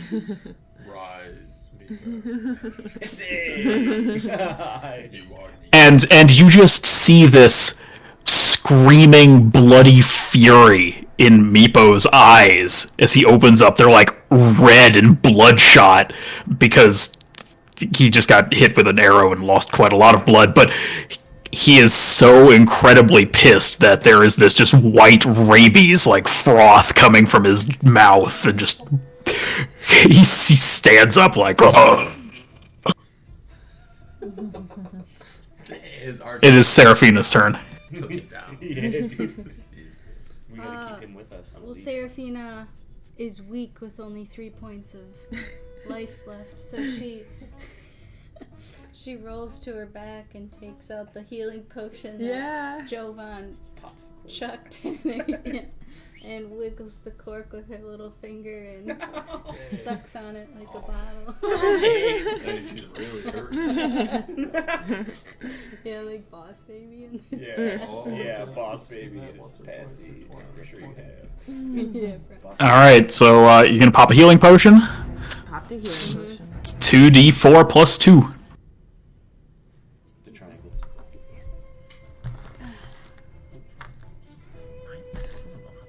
Ooh, Looking at 4, that. You 5, deduct, so 9 total. so that's a 4. Alright, very good. That's a 2. Not bad at all. Alright, so Seraphina has taken the potion and is mostly better now. It is Urky Timber's turn. Urky... Oh, boy. You know, Urky's really... He's got his club, and he's also got... It rolls this side. Hmm. I guess the potion I gained 9 points. Nice. I like mine. Yeah, he's gonna try for the Sacred Flame on, like, Goblin number 3. The one that's furthest away from Jovan's blender. Blender. Goblin number 3 has rolled a 13 and succeeded. Oh no! Alright, P. Pablo is going to do the same thing with his much more powerful Sacred Flame. Yeah. Do it, Petey. He's going to try and cook it. Oh, the Goblin rolled a natty 2! And he's going to get cooked! Cooking. Oh, the Goblin took only 6 points of damage and stands. Which is bad, because it's now the Goblin's turn. And all 3 of them turn their bows on Jovan. I mean, you're right there. They're gonna turn you into Boromir, buddy. Right. You know, I will light Boromir the went. coffin. Yeah, Boromir went to the end. And The first one rolled a natural 20. Oh, So, that's bad. that's gonna hurt. sorry, Jovan. What's your... And he rolls... Oh, he rolls the exact same thing he rolled against Meepo. 13 points of damage to Jovan as this arrow just punches through your armor. The next goblin, bloodied blood pouring down his scalp, dripping through his eyes. He wipes it away and draws the bow. arrow nocked and aimed at your dome. He only rolls an 8.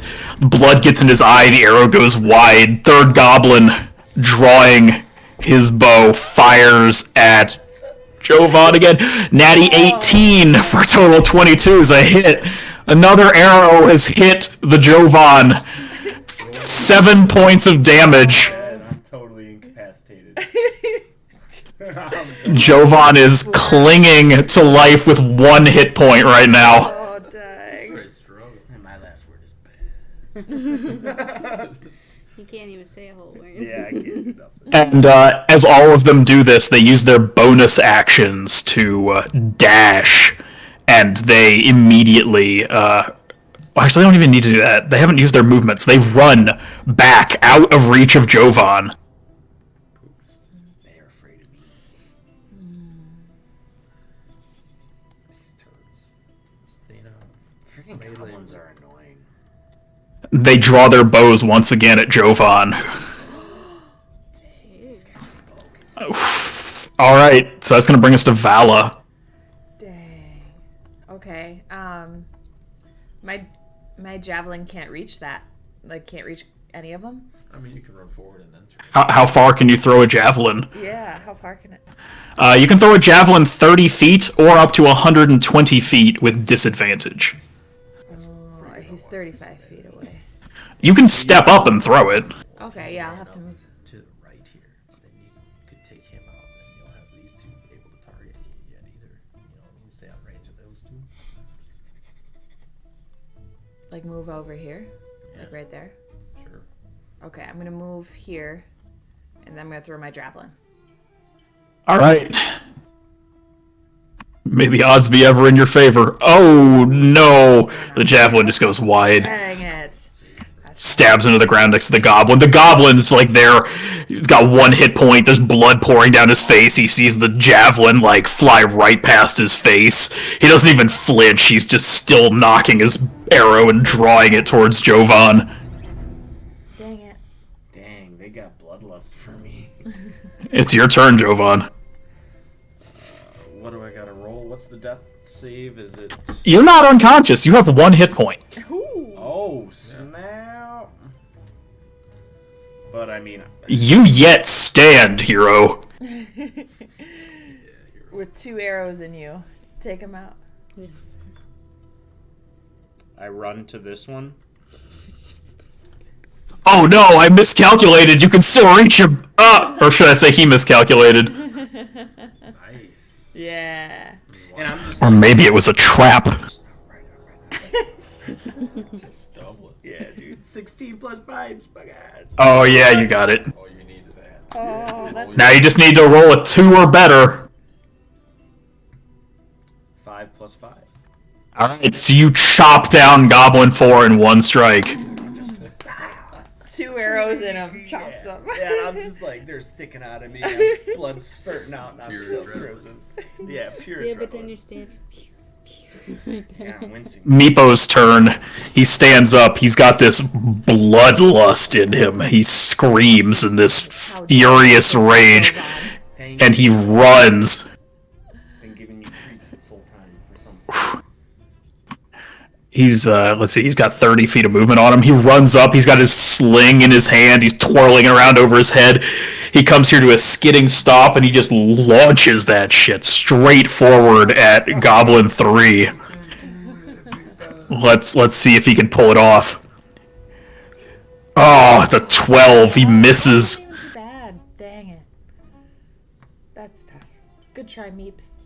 It's tough because we're in, like, mad pursuit of these guys. You know what I mean? They're going to keep breaking contact and, like, luring us they're further.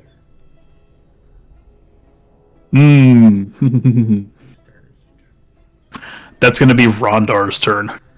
Okay. Okay. I'm gonna get up to here, and I have a javelin, and I'm gonna throw it at Goblin number 3. Alright, the Goblin has dodged 1 javelin and a sling rock so far. Can you land it? Good luck, buddy. Here we I'm go. gonna try and carry yeah. That'll do it. Oh, yeah. Don't even roll damage. He's only got 1 hit point. Your javelin just lands right in his chest. Oh yeah. Nails him to the ground. Old man strength. Serafina. I want to advance as far as I can towards Jovan. And then, if I can, do both. I want to cast my Cure Wounds spell on him. Cure Wounds has a range of touch. You have to be next to him. We can't. So far. Next time. If you don't have anything else you want to do, you could use your standard action to move again and get next to Jovan. So you could heal him next turn. I do choose that. That'd be great. Okay. Alright. So Urki is going to do similar. He's going to run up as far as he can, up to here, so... and then he's going to do what he does best, which is his usual Sacred Flame. The goblin rolls a natty 17 and dodges like lightning. Urki's like, pass! Petey Pablo comes over, stands in front of Urki, he's like, watch this, chub. Hey, dang, Petey. Yeah, go It's for funny it, 'cause Pete. Petey usually has like that. Oh, and the goblin rolls a natural 2 on this one. Woohoo! Oh yeah. Fire comes down, blasts the goblin for 6 points. The goblin is still up. And as the goblin is still standing with 1 hit point, he draws back his bow at Jovan and looses an arrow. Better dodge it. And he rolls an 18 and thwacks Jovan with a 3rd arrow in the chest, and now Jovan falls and starts dying on the ground. It is Vala's turn. You see the goblin is like bloody and pissed, and it throws its bow on the ground, and it draws this knife, and it starts advancing on Jovan to finish the job. Whoa, No. dude, somebody's gotta come and help me, man. Look where Okay, I am. I'm gonna I move used 2 of my Vala can moves. do 30 feet, and I'm gonna throw throw my javelin. I I just hope like it's that thing. accurate. What else do you got? All right. I'm gonna throw it. Oh, you're, yeah. That's my throw in that's all you one. got. Oh, That'll do it. Yeah, take it. All right. For another day. And again, don't even roll damage. It's only got 1 hit point. perfect. Your javelin impales this goblin. You've made good use of all those javelins you found. Whew. And the goblin falls to the ground, dagger still in its hand. And it's just like... I'm in and out of one consciousness. I'm like... images flashing before Jovan's eyes. Yeah, man, all of my days, I flash, I see the Kumite, my old training with Shidoshi Tanaka. I remember them giving me the Tunerator when I won my first Kumite, and then all of a sudden it fades to black. And you're at peace, and you just die. Not yet. Not yet, dude. So I have some healing left I can do for you. If that makes sense to do to you. Well, I mean, we got any more enemies? Jovan flashes back to a scene of him in a dojo, surrounded by tons of other warriors, all beaten black and blue, and he yet stands. And this ancient Japanese man with like the Fu Manchu mustache comes up to you with a big fucking sword in his hands. He kneels before you. He's like, Jovan, これから真のヒーローになるんだ。この新しい剣を捧げよう。And he hands you this sword and you take it. And in that moment you wake up as you are brought back by your allies. And I'm like clinging like this for the sword. And I open my eyes and I see Rondar. I'm like, oh, what? And then I embrace you and thank you. Lucas really spoke some Japanese. Yeah, you were speaking legit Japanese. What'd you say, Lucas? I said, you will become a new hero. We bestow this sword upon you. That's when I became the tuner That's leader, dope. dude. Yeah, that was so it, cool. dude. That's pretty sweet. So in this moment, what do you do to heal Jovan, you give him some of your lay on hands, is it? Yeah, I'm gonna give you 5 hit points. All right, the other 5. 6. All right, that brings Jovan back to consciousness. Yeah, 5 then. Yeah, because I only have 11 hit points But total. I wasted 2 of my moves to come heal you. All you have is 11 total. Yeah, all I got is 11. Hit point max 11. Really? No, you got it. You got 21. Where am I getting 11 from? I don't know. You're off by a little bit. Oh, plus 10 Constitution gives me 21. Amazing. Okay, what are we doing now? Are we burning that tree? Or what if Ahead we of run you. into more twig people? You see a ruined tower and these pale, spindly briars that seem to grow denser as you move in. And just beyond it, you can see the silhouette of this wicked tree.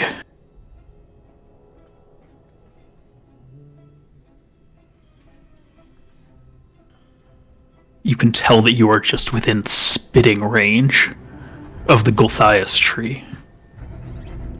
I spit on it. So do we want to get closer and torch the thing? I mean, we're here, and its seeds are making an army, are making these blights. Yeah, it might be a good spot then to end there after we torture. Ooh, the grand. All right. Let's go the torture. Firework finale. Flame on, man. Yeah. Well, we still got quite a ways to go here. Not like super It's far. bigger than everything we've traveled. Yeah, this is a huge room. Hey, can I I like the purple.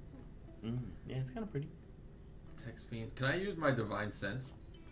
Can I cast that? Oh, absolutely. Perfect. How do I cast it? I don't have any spells. Oh, you just tell me. So you can use it like several times per day. Your radius is within 60 feet of you. You know the location of any celestial, fiend, or undead. And I can assure you in this moment, there are no celestials, fiends, or undead around you. Okay. I mean, I would think The coast seems clear, almost suspiciously clear. would qualify as a fiend. Suspiciously clear. Come on, troops, let's go. Let's move it. Remember, these things blend into the trees. They're twigs. We gotta hustle. Let's get to this tree and burn it. Urky Timbers is like, hold on, one moment. Urky. Erky, Jovan, you look seriously wounded. Please allow me to heal you. It is the best I can do in this moment.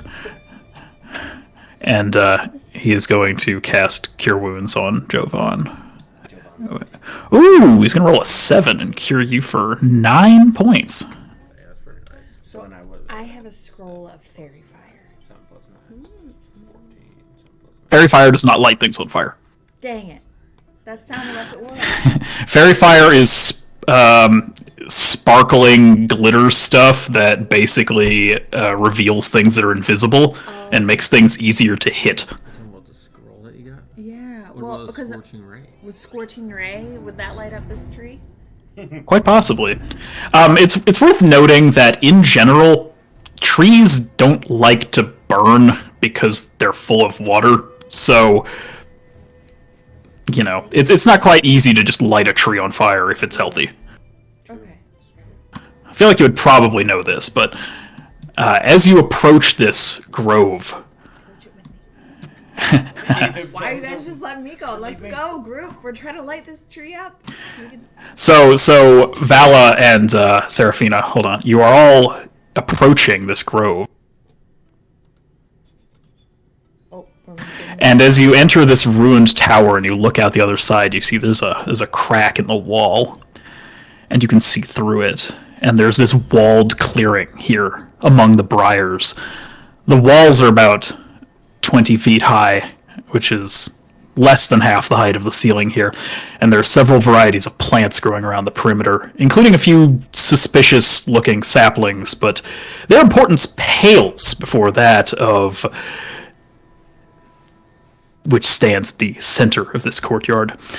And beneath the fungal light grows this evil tree. Its blackened, twisted limbs reach upward like a skeletal hand clawing its way out of the earth. And before it stands a few twig blights, a heavily armored young human male with a shield and a sword, a blonde young woman in a robe fit for a noble, and a middle-aged, bearded man wearing a hooded brown robe and armed with a staff and a sickle. Oh my goodness. And you see that the younger humans have these black eyes and gray skin with the texture of tree bark. Dude, he did necromancy or some type of witchcraft down. Dudes, if we set the tree on fire, we're gonna be in for a battle. Unless the arrow. But as you approach, the man in the middle turns towards the tower and he says, "Hold on! Hold a moment! You know not what you do!" Is that all you gotta say? We got. Talking else? So pretty they're sure, yeah, you they're turn gathered towards the around tower. this tree. All these people. Those are the Ukreels. But he's done something to them. Hey, we're not here to spoil the fun of your tree party, but we're just kind of wondering if those are the Ukreels.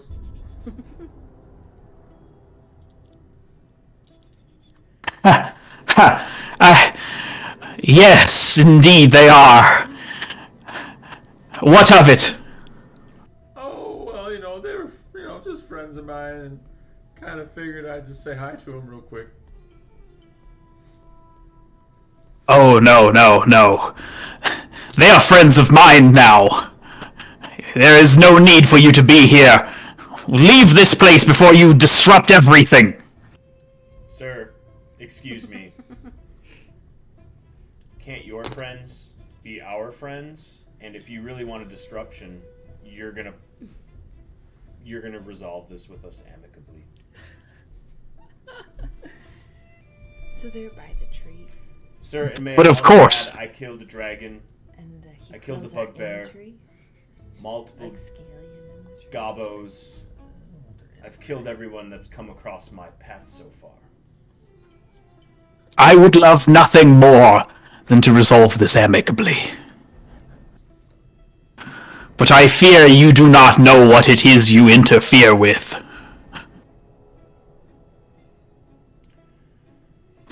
You could never understand my work. We read your journal. Very lovely, with great grammar. Good piece. Should we pause it here? Because I feel like this is a You go through my personal possessions. Maybe before Yeah, we did. we keep talking to him, dialogue with we can retreat back into the trees, back over here. We don't need to keep engaging him.